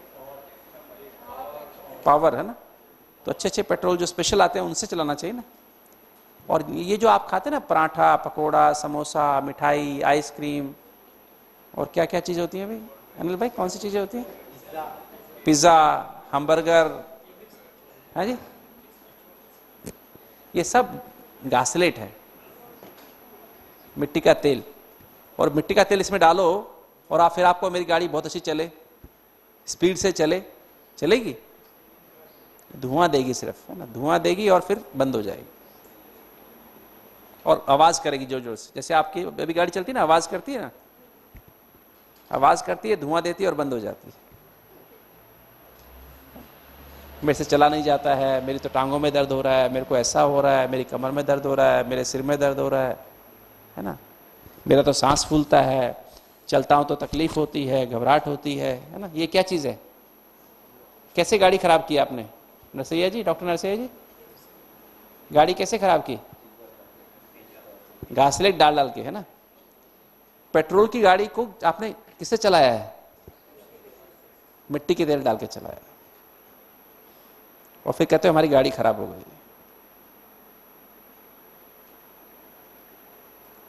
किसका कसूर है? तो ये तो बॉडी का पेट्रोल तो गलत डाला ही, किंतु आत्मा जो आत्मा है, आत्मा का पेट्रोल भी गलत डाला है। आत्मा का पेट्रोल कौन सा है? शुद्ध विचार, श्रेष्ठ विचार, अच्छे विचार। और आपने कौन कौन से विचार किए? क्रोध के विचार, है ना, जल्दी के विचार, चिंता के विचार, गुस्से और उदासी के विचार, दूसरों को ईर्ष्या के विचार, नफरत के विचार। नहीं तो कैसा भोजन दिया? आत्मा का भोजन कैसा दिया? आत्मा का भोजन क्या? विचार है ना। Thoughts is the food of soul. तो आपने आत्मा को भोजन कैसा खिलाया? नेगेटिव, सड़ा हुआ भोजन, तला हुआ। ये जो विचार होते हैं ना, ये जो जल्दी, चिंता, गुस्सा, उदासी के विचार कैसे विचार होते हैं? तले हुए विचार, सड़े हुए विचार। तो सड़ा हुआ खाना आपने आत्मा को दिया, तला हुआ खाना आप आत्मा को दिया, और बॉडी को भी वही दिया। सड़ा हुआ माना बोतलों में रखा हुआ खाना, है ना, बोतलों में पैक्ड आता ना, जैम्स खिलाए, ना जाने क्या क्या खिलाया, और फिर कहते हो हमारी बॉडी चलती नहीं है ना, हमारी टांगे नहीं चलती। वशिष्ठ जी, गाड़ी चलती नहीं है ना। गाड़ी को, मर्सिडीज को बैल लगाना पड़ता है आगे, है ना। मर्सिडीज को बैल से चला रहे हैं, नहीं बैल से चला रहे, लाठी लेके चलाना माना क्या? लाठी लेके चला रहे हैं तो बैल से चला रहे हैं ना, बैल लगा करके चला रहे हैं। लकड़ी जिसमें जान भी नहीं है उसकी सहारे से अपनी बॉडी को चला रहे हैं, लकड़ी के सहारे से।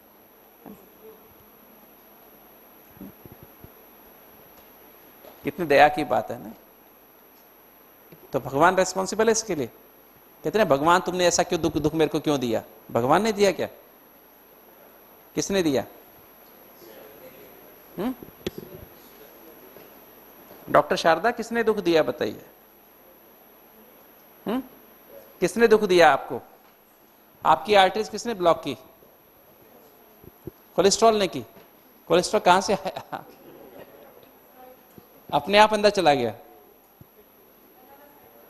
फूड से खाया ना, फूड तो आपने ही खाया ना, गलत food. I told you that, अभी मैंने, आप शायद बीच में चले गए थे, 25% कोलेस्ट्रॉल हम खाने में खाते हैं, 75% लिवर में बनता है। वो बनता है मन के हिसाब से। जल्दी चिंता, गुस्सा किया, उदासी किया तो बैड कोलेस्ट्रॉल बना, और अच्छा विचार किए, शांत रहे, खुश रहे, संतुष्ट रहे तो अच्छा कोलेस्ट्रॉल बना।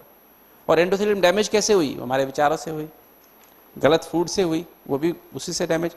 दो ही चीजें डैमेज करने वाली हैं, फूड और मन। और मन और फूड ही कहते हैं, मन और अन्न, मन और अन्न, ये दो चीजों से बीमारी होती है, और मन और अन्न से ही दोनों चीजें ठीक होती हैं। तो क्या बदलना पड़ेगा? अपना मन और अन्न। ठीक है, पक्का? बदलेंगे या नहीं बदलेंगे? या आइसक्रीम आज दिन में खिलाएं आपको? कुछ खिलाएं, पकोड़ा समोसा कुछ बनाए, आज स्पेशल बनवा सकते हैं, वैसे कुछ नहीं। अगर और इच्छा हो ब्लॉक करने की तो हम बनवा देते हैं, ऐसे कुछ नहीं। तरुण भाई,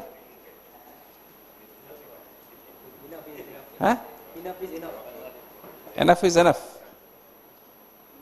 नहीं तो कुछ और बनवा देते हैं, कुछ रसगुल्ला, गुलाब जामुन बनवाए, गुलाब जामुन तो हम अभी कहेंगे तो दोपहर तक बन जाए, 12-1 बजे तक, 1 बजे तक बन जाएगा, कोई प्रॉब्लम नहीं। गरम गरम खिलाएंगे फिर। अभी तो आधे ब्लॉक है, पूरा ब्लॉक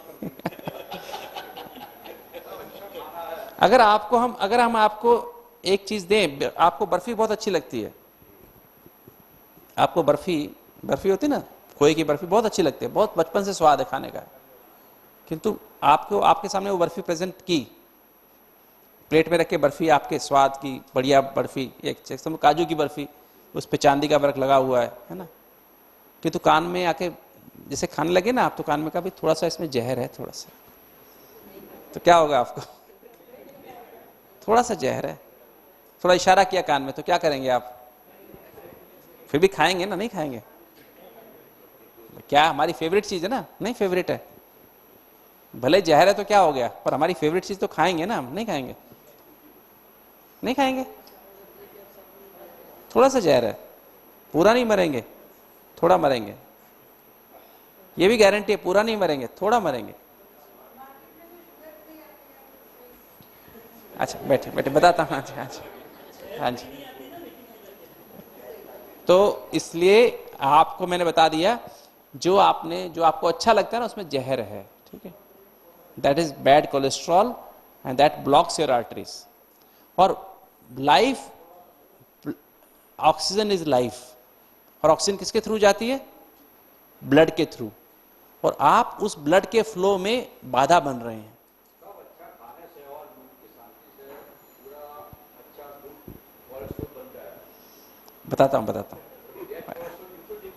बताऊंगा। हाँ जी, I tell you all those things.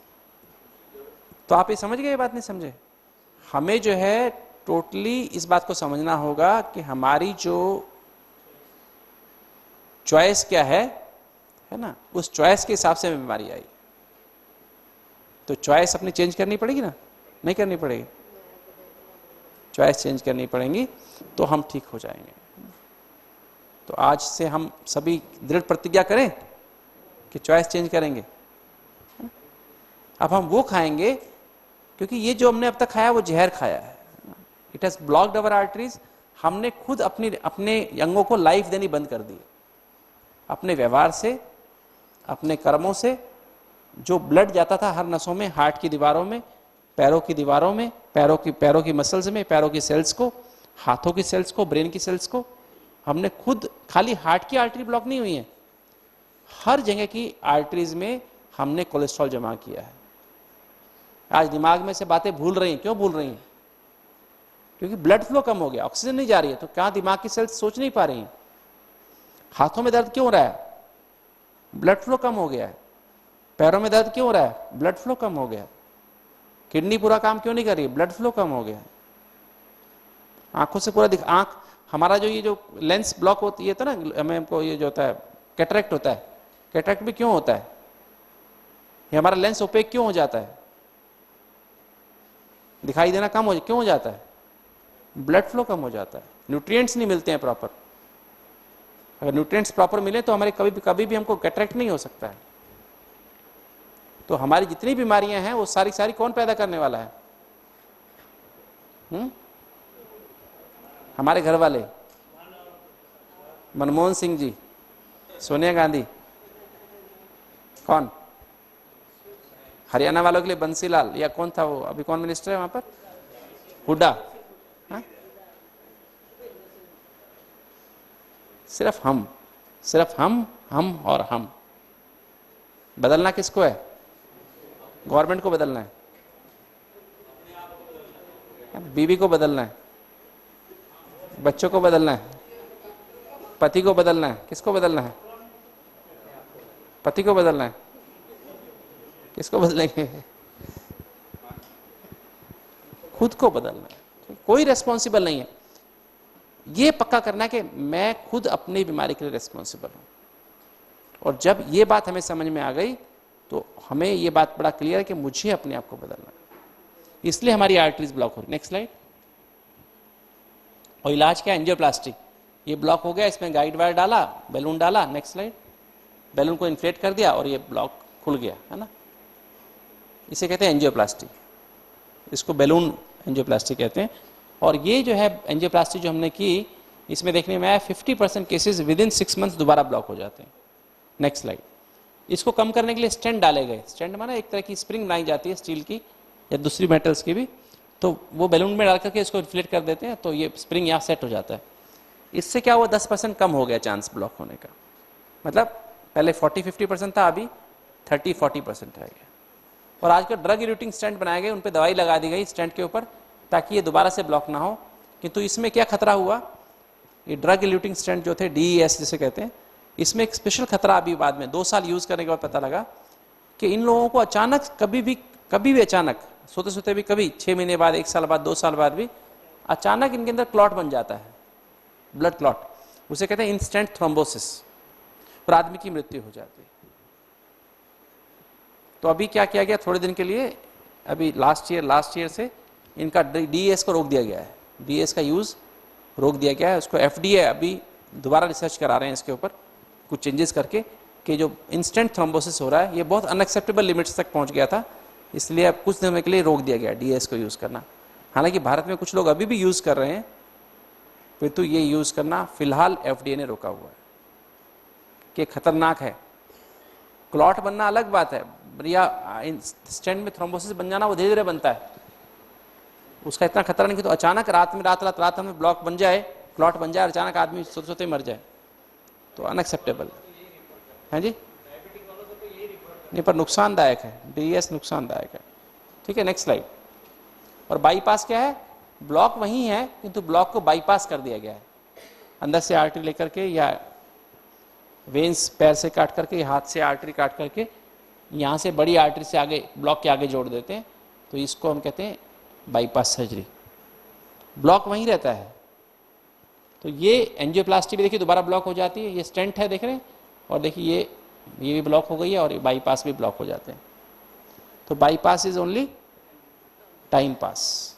Bypass is only time pass. Angioplasty is also time pass. ठीक है। तो ये ऐसा ही है जैसे एक पेड़ को ऊपर से काट देना। एक पेड़ बड़ा हो गया, उसके ऊपर से कुछ डालियां काट दी गई, फिर वापस क्या होगा? पेड़, हवा लगेगी, पानी लगेगा, तो फिर दोबारा बड़ा हो जाएगा। तो it does not treat the root cause, इसलिए हमको दोबारा से एंजियोप्लास्टी, दोबारा से बाईपास सर्जरी करनी पड़ती है, और एक तरह का पैलिएटिव इफेक्ट है। और ये जो इलाज जो आप यहाँ जिस इलाज के लिए आए, ये क्या इलाज है? It treats the root cause. हम पेड़ को कुछ नहीं कहते हैं, हम क्या करते हैं, पेड़ के नीचे जाके, जमीन के नीचे जाके उसकी जड़ को ही काट के बाहर निकाल देते हैं। तो जड़ को काट के बाहर निकाल दे तो क्या होगा, पेड़ का क्या होगा, अपने आप आपने जड़ काट के बाहर निकाल दी, पेड़ खड़ा हुआ है, तो क्या होगा, पेड़ क्या होगा, अपने आप खत्म हो जाएगा। तो ये जो ट्रीटमेंट है ये है, it treats the root cause. और आज दुनिया में क्या कर रहे हैं हम लोग, we are treating only the, that is only palliation, right. तो ये ट्रीटमेंट जो है, ये ट्रीटमेंट अपने आप में it treats the, addresses the root cause. अगर आपने बाईपास करा लिया है, एंजियोप्लास्टी करा ली है, तो भी ये प्रोग्राम आप फॉलो कर रहे हैं, तो भी आपको क्या होगा, फिर दोबारा कभी जीवन में आपको बाईपास या एंजियोप्लास्टी नहीं करानी पड़ेगी, क्योंकि आपने रूट को ही खत्म कर दिया। हम लोग बाईपास एंजियोप्लास्टी खिलाफ नहीं है, हम लोग कहते हैं नहीं, आप भले बाईपास एंजियोप्लास्टी करा लिया है, किंतु वो गारंटी नहीं है कि उससे दोबारा तकलीफ होगी कि नहीं होगी, फिर भी तकलीफ होगी, तो दोबारा तकलीफ ना हो इसके लिए आप इस प्रोग्राम को जरूर फॉलो करें, ताकि आपको बीमारी कभी दोबारा ना हो। और नहीं कराया तो कोई हर्जा नहीं है, कोई बात ही नहीं, ठीक है। Next slide. जैसे देखने में आया, रिसर्च हुई है, 22 साल पेशेंट्स को फॉलो किया गया, ये पेडुजी एट ऑल की स्टडी है, सर्कुलेशन में पब्लिश हुई थी। ये देखने में गया जिन लोगों ने बाईपास कराया, जिन लोगों ने बाईपास नहीं कराया, जो लोग मेडिकल ट्रीटमेंट पे रहे, और ये है मेडिकल ट्रीटमेंट, सर्जिकल ट्रीटमेंट। देखिए अगर 22 साल जो लोग फॉलो किया, तो 22 साल के बाद मेडिकल ट्रीटमेंट 25% लोग जिंदा रहे, 75% लोग मर गए 22 साल में, और जिन्होंने बाईपास कराया था उसमें सिर्फ 100 में से 20 ही लोग जिंदा रहे। और अगर हम देखें हार्ट अटैक कितने को हुए, यहाँ पर 57% लोगों को हार्ट अटैक हुए, मतलब जो फ्री ऑफ एमआई 57% लोग थे जिनको हार्ट अटैक नहीं हुआ, और यहाँ देखें तो 41% लोग थे जिनको हार्ट अटैक नहीं हुआ। तो अगर लंबा समय देखें तो बाईपास वाले पेशेंट ज़्यादा सफ़र करते हैं, मरते भी ज़्यादा हैं, और जो बाईपास नहीं कराते हैं उनको फ़ायदा रहता है लॉन्ग रन। ये 22 साल की स्टडी है। नेक्स्ट स्लाइड देखिए, अगर ये बताया गया है, ग्रीन वाली लाइन है, ये है मेडिकल ट्रीटमेंट वाली, रेड वाले बाईपास वाले। तो अगर देखें पहले 3 साल तो मेडिकल ट्रीटमेंट वाले अच्छे रहते हैं, क्योंकि बाईपास करने के बाद छाती में दर्द होना, छाती भारी रहना 3 साल तक चलता ही रहता है। फिर 3 से 9 साल तक दोनों बराबर रहते हैं, क्योंकि तो 9 साल होने के बाद फिर बाईपास वालों को फिर तकलीफ होनी शुरू हो जाती है। और ओवरऑल मेडिकल ट्रीटमेंट वाले अच्छे रहते हैं, क्योंकि मेडिकल ट्रीटमेंट वाले अधिकतर केयरफुल रहते हैं खान पान के बारे में, एक्सरसाइज के बारे में, सब चीज़ों के बारे में। और बाईपास वाले अलबेले हो जाते हैं, बाईपास करा लिए ना तो अलबेले हो जाते हैं, तो इसलिए उनको ज़्यादा तकलीफ होती है, और बिना बाईपास वाले ज़्यादा अच्छा लंबा समय चलते हैं। Next slide. और एक ही बात, ये लास्ट स्लाइड आपको ये दिखा रहा हूँ मैं आपको, इसमें बताया गया है, अभी तक हम समझते थे कि, अभी तक ऐसे समझा जाता था कि ये जो तकलीफ है, ये जो हम बाईपास कर रहे हैं, एंजियोप्लास्टी कर रहे हैं, लोग इसके बाद भी तकलीफें क्यों हो रही हैं, लोगों को फ़ायदा क्यों नहीं हो रहा है। तो अभी क्या है, अभी स्पेशली भारत में थोड़ा कम है, विदेशों में हर उसमें शहर में एंजियोग्राफी की फैसिलिटी अवेलेबल है, छोटे शहर में भी अवेलेबल है, और वहाँ हेलीकॉप्टर सर्विसेज हैं, मेडिकल सर्विसेज। तो जैसे ही आपको अगर जैसे हार्ट अटैक होता है तो आप फ़ोन कर देंगे तो आपके एरिया में हेलीकॉप्टर आ जाएगा, हेलीकॉप्टर से एम्बुलेंस निकलेगी, एम्बुलेंस लेकर के तुरंत आपको हेलीकॉप्टर में ले जाएगी, और हेलीकॉप्टर में ही एंजियोग्राफी कर दी जाती है। हेलीकॉप्टर में पूरी आईसीयू बनी होती, सीसीयू बनी होती है, बाईपास उसमें एंजियोप्लास्टी की सुविधा भी उसके अंदर ही होती है। तो ये देखने में आया कि जब मान लीजिए आपके 6 ब्लॉक हैं, आपकी आर्टरी में 6 या 5 ब्लॉक हैं, तो अभी आपको हार्ट अटैक किस कारण से आया, कौन सा ब्लॉक क्रैक हुआ, किससे आपको हार्ट अटैक हुआ, ये हम तुरंत पता लगा सकते हैं। तो ये रिसर्च की गई डिफरेंट टाइम्स पर, तो ये देखने में आया ओवरऑल अगर हम देखें तो 68% जो हार्ट अटैक होते हैं, जो प्लाक रप्चर होते हैं, प्लाक टूथ क्रैक होते हैं, वो 50% से कम होते हैं। जो 50% से कम ब्लॉक होते हैं वो क्रैक होते हैं, और लगभग 18% जो ब्लॉक रप्चर होते हैं वो 50 से 70% वाले होते हैं। और 70% से अधिक वाले जो ब्लॉक रप्चर होते हैं वो सिर्फ 14% केसेस में होते हैं। अर्थात आपने अगर बाईपास एंजियोप्लास्टी कराई है तो सिर्फ आपको अभी भी 86% चांस है, 86% चांस है आपको हार्ट अटैक आने का, आपका प्लाक रप्चर हो सकता है। और अगर आपको 70% से अधिक ब्लॉक है तो आपको सिर्फ 14% चांस है हार्ट अटैक आने का। तो अगर आपको ब्लॉक आपके 80-90% हैं तो आप अच्छे हैं, आपको हार्ट अटैक आएगा ही नहीं, यू आर ऑलमोस्ट श्योर। अगर 100% ब्लॉक है तो एकदम पक्का है आपको हार्ट अटैक नहीं आएगा। ठीक है, खुशी की बात है। More the blockage less chances of heart attack, lesser the blockage more chances of heart attack.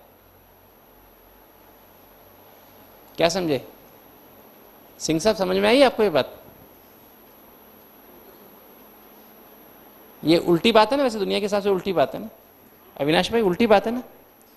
अब जैसे आपकी आर्टरी 80% बंद है तो कम चांस है, बहुत कम चांस है हार्ट अटैक आने के, बहुत कम चांस है।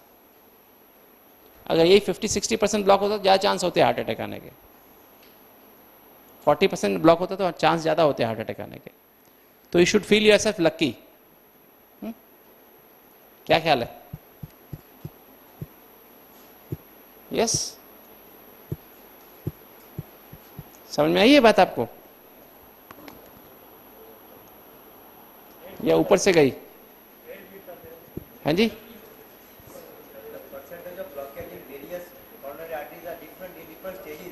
हाँ नहीं, मतलब मैं जो बता रहा हूँ, मान लीजिए आपको तकलीफ है, आपके 5 ब्लॉक हैं, एक 90%, एक 80%, एक 100% और 2 ब्लॉक हैं, एक 60%, एक 50%।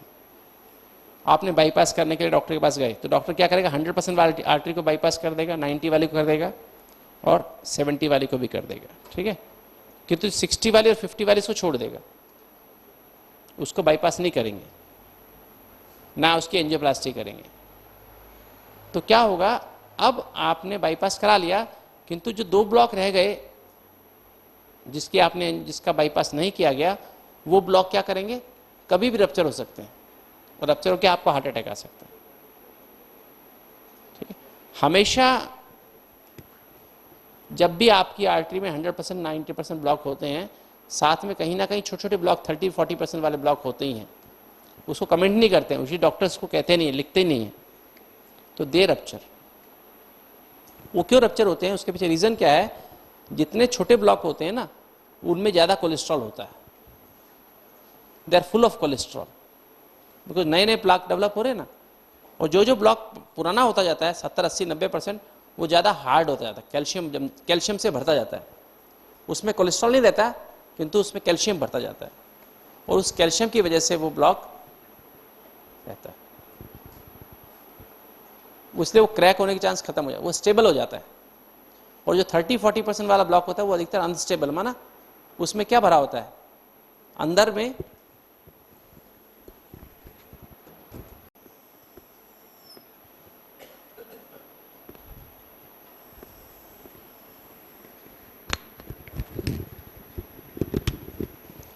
और यहां पर एक कोलेस्ट्रॉल भरा हुआ है।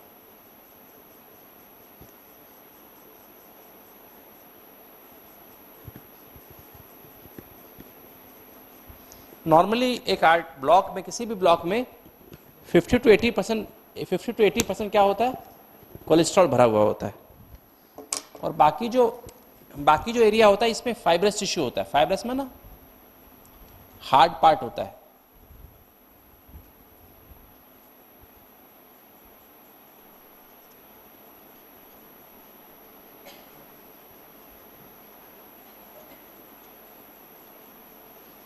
ये जो काले वाला पार्ट देख रहे हैं ये हार्ड पार्ट है, फाइब्रस पार्ट है, और इन ब्लू वाला देख रहे हैं ये कोलेस्ट्रॉल है। तो छोटे जो ब्लॉक होते हैं उसमें अधिक मात्रा में कोलेस्ट्रॉल होता है और फाइब्रस पार्ट कम होता है। मतलब फाइब्रस पार्ट पतला, ये जो इसको बोलते हैं फाइब्रस कैप, वो बहुत पतली होती है। तो जब हम जल्दी चिंता गुस्सा करते हैं या उदास होते हैं और एक क्रिटिकल लेवल से अधिक हो जाता है तो यहाँ से आर्टरी यूजुअली क्रैक हो जाती है, ये क्रैक हो गई। और क्रैक होकर के क्या होता है, ये कोलेस्ट्रॉल जो है, क्या होता है कोलेस्ट्रॉल, ये कोलेस्ट्रॉल, इसके द्वारा कोलेस्ट्रॉल बाहर निकलने लगता है, और ये कोलेस्ट्रॉल बाहर निकलने से इसके आसपास खून जमना शुरू हो जाता है। यहां इसको प्लग करने के लिए खून ब्लड क्लॉट होना शुरू हो जाता है, और इस तरह से हार्ट अटैक हो जाता है। ठीक है, तो जितना अधिक कोलेस्ट्रॉल अंदर होगा उतना ही प्लाक अधिक, इसको प्लाक भी कहते हैं, ब्लॉक भी कहते हैं, प्लाक, PLAQUE, प्लाक। तो जितना अधिक कोलेस्ट्रॉल होता है उतना अधिक प्लाक अनस्टेबल होता है। अनस्टेबल माना कभी भी क्रैक हो सकता है, और स्टेबल माना वो क्रैक नहीं होगा, राइट। तो ये प्लाक जैसे क्रैक होगा तो क्या होगा, क्लॉट बन जाएगा। और जैसे जैसे समय बीतता है, जैसे जैसे समय बीतता है, जैसे ब्लॉक बढ़ता जाता है, तो इसके अंदर यहाँ पर ये जो एरिया जो ब्लू वाला है ना, ये सारा यहाँ पे कैल्शियम जमता जाता है और ये प्लाक हार्ड होता जाता है। तो अधिकतर जो 80% वाले ब्लॉक होते हैं, 90% वाले, वो अधिकतर हार्ड हो जाते हैं, और ये सारे ऐसे कैसे से पूरा का पूरा कैल्शियम जम जाता है। देख रहे हैं, कैल्शियम जम गया, अभी हार्ड हो गया। अब ये क्रैक नहीं होगा, क्योंकि पहले क्रैक क्यों हो रहा था, अंदर से सॉफ्ट था, बाहर से हार्ड था। तो सॉफ्ट कंसिस्टेंसी अलग होगी ना, अंदर में ग्रूवल भरा हुआ है और बाहर से हार्ड है। जब भी गुस्सा किया, चिंता की, तो आर्टरी अंदर ऐसे होती है, कभी बंद होती, कभी खुलती, कभी बंद होती, कभी खुलती, तो क्रैक हो जाएगी। और सारी कंसिस्टेंसी एक जैसी होगी तो क्या होगा, भले ऐसे हो तो भी क्रैक नहीं होगा। ठीक है, तो इस तरह से अब आपको समझ आ गया होगा, मैं समझता हूं कि हमारे 80% जो ब्लॉक्स होते हैं, भाई एक मिनट, वो माइंड बॉडी की लास्ट स्लाइड दिखा दो, 5 मिनट दिखा देता हूं उनको, ताकि ओपनिंग माइंड करेंगे ना अभी, तो थोड़ा उस बात का थोड़ा क्लियर हो जाएगा। माइंड बॉडी का दिखा दो स्लाइड। तो ये बात समझ में आ गई। तो हमारे 86% जो हार्ट अटैक्स होते हैं, 100 में से 86 हार्ट अटैक कब होते हैं, जब हमारी आर्टरी का ब्लॉकेज 70 से कम होता है। क्यों, क्योंकि वो ब्लॉक अधिकतर ज़्यादा कोलेस्ट्रॉल से भरे हुए होते हैं, उनमें 60, 70, 80% तक ब्लॉक कोलेस्ट्रॉल भरा रहता है। और इसकी बजाय जो ब्लॉक हार्ड हो गए, 80-90% वाले हो गए, उनमें अधिकतर ज़्यादा मात्रा में कैल्शियम जमा होने से वो प्लाक स्टेबल हो जाते हैं, और उनमें चांसेस ऑफ हार्ट अटैक बहुत कम होते हैं। ठीक है, कई बार ऐसा भी हो जाता है कि ये ब्लॉक यहाँ रप्चर करने के बजाय रप्चर अंदर भी हो जाते हैं, अंदर ही रप्चर हो जाता है, अंदर ही खून फट जाती है, अंदर की नस जहाँ प्लाक ही फट जाता है अंदर से, तो अंदर ही हेमरेज, अंदर ब्लड इकट्ठा हो जाता है, बाहर नहीं इकट्ठा होता, इसके अंदर ही ब्लड इकट्ठा होकर अचानक एक ब्लॉक जो 30% था वो अचानक 80% हो जाता है। ऐसा भी हो जाता है। ठीक है, राइट, समझ में आई ये बात आपको। और आज जो हार्ट की बीमारी जल्दी उम्र में आ रही है, उसका कारण क्या है, उसका कारण यही है कि 30% वाला ब्लॉक भी रप्चर हो रहा है। क्यों रप्चर हो रहा है, क्योंकि आज आदमी को डेडलाइंस हैं, यंग आदमी को, 23, 24, 25 साल का आदमी है, यंग आदमी है, किसी अच्छी कंपनी में ज्वाइन करता है, उसको डेडलाइंस दे दी जाती हैं, आपको ये काम करना है, इतने समय में करना है।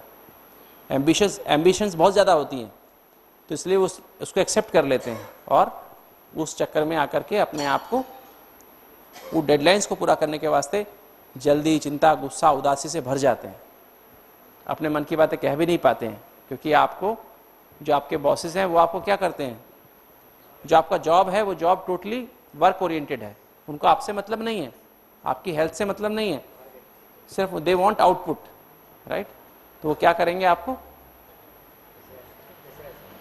तो आपके अंदर इतना ज़्यादा प्रेशर बिल्डअप हो जाता है, और एक क्रैक बर्स्ट हो जाते हैं, ब्लॉक्स बर्स्ट हो जाते हैं, और 30-40% ब्लॉक होने के बावजूद भी आपको मैसिव हार्ट अटैक हो जाता है, और आपकी पंपिंग पावर जो 60% थी नॉर्मली से घट के सिर्फ 25%, 20% रह जाती है 25 साल की उम्र में।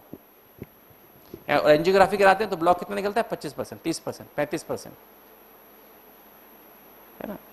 तो इस तरह की हालत आज बहुत ज़्यादा हो रही है सोसाइटी में, उसका कारण यही है,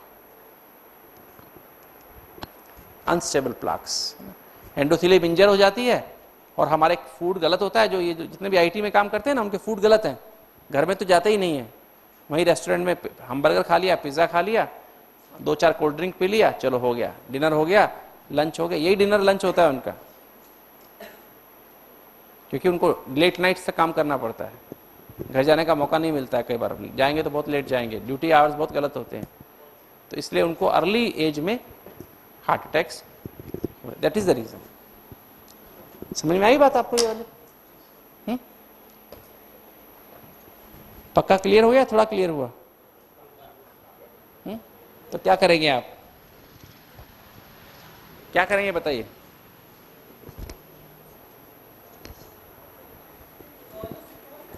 और प्लाक स्टेबल कैसे करेंगे? अब ये जो प्रोग्राम है, इस प्रोग्राम में क्या होता है, इस प्रोग्राम में तो बहुत सहज है। अगर आपका ब्लॉक 80-90% है तो वो तो तुरंत आप जैसे रिलैक्स होंगे ना तो नेचुरल बाईपास हो जाएगा, क्योंकि आप जैसे रिलैक्स हुए कोलेटरल खुल गए तो नेचुरल बाईपास तो आते ही हो गया, समझो जैसे। और जो आपके 50, 60, 70% वाले ब्लॉक हैं उनमें से कोलेस्ट्रॉल जल्दी, क्योंकि हम आपको डाइट कैसी दे रहे हैं, ऑलमोस्ट जिसमें कोलेस्ट्रॉल है ही नहीं, गुड कोलेस्ट्रॉल दे रहे हैं, बैड कोलेस्ट्रॉल दे ही नहीं रहे हैं हम आपको। और मन से आप क्या कर रहे हैं अभी यहाँ पर आकर के, मैं आत्मा हूँ, परमात्मा की संतान हूँ, मरने वाला हूँ ही नहीं, ये फीलिंग आ रही है ना अंदर से। तो क्या हो रहा है, अंदर से शांति भी आ रही है, प्रेम भी, खुशी भी आ रही है। तो क्या हो रहा है, लीवर क्या बना रहा है, गुड कोलेस्ट्रॉल बना रहा है और क्लॉट बस्टर बना रहा है ना। बैड कोलेस्ट्रॉल बनना बंद हो गया तो क्या होगा, अब गुड कोलेस्ट्रॉल क्या करेगा, जहां जहां बैड कोलेस्ट्रॉल जमा है उसको बाहर निकालेगा, सफाई करेगा। तो क्या होगा, जो आपके 50-60% वाले ब्लॉक क्या हो जाएंगे, जल्दी जल्दी स्टेबल हो जाएंगे। अभी अनस्टेबल हैं, किंतु फिर क्या हो जाएंगे, उनमें सारा एलडीएल निकल जाएगा बाहर, तो वो स्टेबल हो जाएंगे। खाली हार्ड पार्ट बचेगा, हार्ड पार्ट क्रैक होगा ही नहीं, तो स्टेबल हो जाएंगे। स्टेबल हो जाए तो हार्ट अटैक का चांस खत्म हो गया। और जो सीवियर, जो बड़े बड़े ब्लॉक हैं, वो ब्लॉक भी क्या होंगे, वो भी घटने शुरू हो जाएंगे, वो भी खुलने शुरू हो जाएंगे, ठीक हो जाएंगे। नहीं समझ में आई आपको बात, कैसे हमारे ब्लॉक होते हैं और क्यों होते हैं, किस तरह से होते हैं? चलो एक बात और ले लें आपसे लास्ट में, क्योंकि हमारा नेक्स्ट सेशन है ओपनिंग द माइंड। मन में जो हमारी नेगेटिव बातें हैं उनको साफ करना और पॉजिटिव बातों को रियलाइज करना। नेक्स्ट स्लाइड, ये स्लाइड हम ले लेते हैं। माइंड बॉडी रिलेशनशिप क्या है, मन क्या चीज़ है? मन के अंदर 4 एस्पेक्ट होते हैं। मन जो है, मन वैसे तो फिजिकल मन तो नहीं, आपको पता है ना, मन फिजिकल नहीं है, ब्रेन फिजिकल है। ब्रेन का कितना वजन है बताओ, what is the weight of the brain? 1200 ग्राम के आसपास होता है, 1100 से 1200 ग्राम। जो ब्रेन है ना हमारा, वो लगभग 1200 ग्राम का ब्रेन होता है, ठीक है। और जो हमारा, और मन का कितना वजन है? कितना वजन है मन का, कितने ग्राम है बताओ हनुमेश भाई, मन का वजन कितना है? हैं जी, लाइट थोड़ी ना है कोई।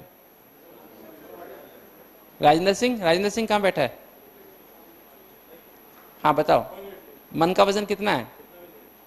कितना भी क्या, लोग तो कहते हैं मेरा मन बहुत भारी हो रहा है, नहीं बोलते आज मेरा मन बहुत भारी है, इतना भारी है कि चला भी नहीं जा रहा है ना। तो आप कह रहे हो वजन ही नहीं है मन का, तो नहीं है मन का वजन। हाँ यूनिट्स नहीं, तो भारी कैसे बोला? हाँ अंदाज से बोला। यस अविनाश, कितना वजन है मन का? कितने किलो का होता है? जिसका मन भारी होता है उसे उठा भी नहीं जाता है, आप चला भी नहीं जाता है। अगर बॉडी भारी हो वो भी चल लेता है, किंतु मन भारी हो जाए तो जीना मुश्किल हो जाता है। नहीं ऐसे? ओम प्रकाश जी क्या हाल है, कितना वजन है मन का? पहले कितना था, 1 साल पहले कितना था? हाँ 1 साल पहले कितना वजन था आपके मन का? पहले भारी था, तो पहले मन भारी था, अभी मन हल्का हो गया है ना। तो मन का वजन जो है, मन के 4 एस्पेक्ट होते हैं, उसे इंग्लिश में टीम कहते हैं, है ना। क्या कहते हैं? टीम। मन में 4 बातें आती हैं। टीम माना T for thoughts, E for emotions, A for attitudes and M for memories. Thoughts माना विचार या संकल्प, इमोशंस माना भावना, ए माना एटीट्यूड माना वृत्ति, और एम माना मेमोरीज, मेमोरीज माना स्मृति। तो स्मृति, वृत्ति, भावना और संकल्प। जब भी हम नेगेटिव टीम करते हैं, नेगेटिव टीम मतलब नेगेटिव विचार, भावना, संकल्प या ये करते हैं, वृत्ति या स्मृति लेकर के आते हैं, तो हमारा हाइपोथैलेमस, यहाँ पर हाइपोथैलेमस है, यहाँ पर हाइपोथैलेमस है, और हाइपोथैलेमस क्या करता है, यहाँ दो ब्रेन के हेमिस्फीयर्स है, राइट और लेफ्ट। तो राइट और लेफ्ट में जो भी क्रिया होती है, hypothalamus is like watch dog. Watch dog माना जैसे पहले हमने घर में एक कुत्ता रखते हैं ना, डॉग रखते हैं ना, तो डॉग क्या करता है, पहरेदारी करता है। कोई भी आदमी, गलत आदमी अंदर आए तो क्या करता है, बार्क करता है, भौंकता है ना। तो ऐसे ही मान लीजिए अगर मेरे राइट ब्रेन में, लेफ्ट ब्रेन में कोई भी गलत क्रिया होगी तो क्या होगा, वो वॉच डॉग उसको क्या करेगा, वॉच डॉग रिएक्शन करता है तुरंत। और वो हमारे दिमाग में क्या होते हैं, हाइपोथैलेमस में ही क्या बनेंगे, ऐसे केमिकल बनते हैं जिनको हम न्यूरोपेप्टाइड्स कहते हैं। तो अगर हमारे ब्रेन में, दोनों हेमिस्फीयर्स में कोई भी गलत स्मृति, गलत वृत्ति, गलत भावना और गलत संकल्प आया, तो हमारे हाइपोथैलेमस से नेगेटिव केमिकल्स बनते हैं, इनको न्यूरोपेप्टाइड्स कहते हैं, और वो बॉडी की हर सेल के ऊपर जाते हैं। हर सेल पर उसके लिए रिसीविंग सेंटर्स बने हुए हैं, और उसके जाने से हमारे अंदर जो सिंपैथेटिक एक्टिविटी है, सिंपैथेटिक मैंने कल बताया था, सिंपैथेटिक एक्टिविटी में ना हीटिंग सिस्टम, इमरजेंसी सिस्टम, और एक है पैरासिम्पैथेटिक सिस्टम जिसका अर्थ है कूलिंग सिस्टम। तो हमारा सिंपैथेटिक सिस्टम एक्टिव हो जाता है और हमारे अंदर फाइट और flight response, feeling of disease, sadness, lack of energy, ये फील होता है। तो नेगेटिव विचार, भावना और संकल्प करने से क्या होता है, हमारे अंदर फाइट और फ्लाइट रेस्पॉन्स या बीमारी की फीलिंग या उदासी या शक्ति नहीं है, ऐसा फील होता है। जैसे मैं आपको एग्जांपल दूं, आप अगर जैसे अपने ऑफिस में अभी भी गए हैं, अभी जाके बैठे हैं, ब्रेकफास्ट आपने अच्छा किया है, सब कुछ आप पावरफुल है, अच्छी स्थिति में है, और आपको बहुत सारे आज काम करने, बहुत सारी मीटिंग होने वाली हैं, बहुत जगह आपको आपके मन में बहुत सारी उमंग उत्साह है कि आपको आज ये भी करना है, आज ये भी करना है, आज ये भी करना है, आज ये भी करना है। आप एकदम एनर्जी से भरे हुए हैं, फुल ऑफ एनर्जी हैं। अचानक एक खबर आती है, टेलीफोन पे खबर आई कि आपके घर में आग लग गई है, या कोई ऐसी खबर आई कि आपका कोई बहुत ही नियर और डियर वन मर गया। तो क्या होता है, आप तो बहुत उमंग उत्साह में थे, you are bubbling with energy, तो क्या होता है, अचानक क्या महसूस करते हैं, अंदर एकदम थक जाते हैं, अंदर से बहुत डर लगता है, बहुत घबराहट होती है ना, और अंदर से उदासी आ जाती है बहुत, और क्या होता है, अंदर से जैसे आपको खड़े रहने की ताकत भी रहती नहीं है, लगता है मैं अभी गिर जाऊंगा, है ना। नहीं ऐसा होता, ऐसा क्यों होता है, ऐसा क्यों हुआ, सिर्फ एक टेलीफोन आया, कुछ और नहीं हुआ है, किसी ने आपकी जेब नहीं काटी है, हाँ?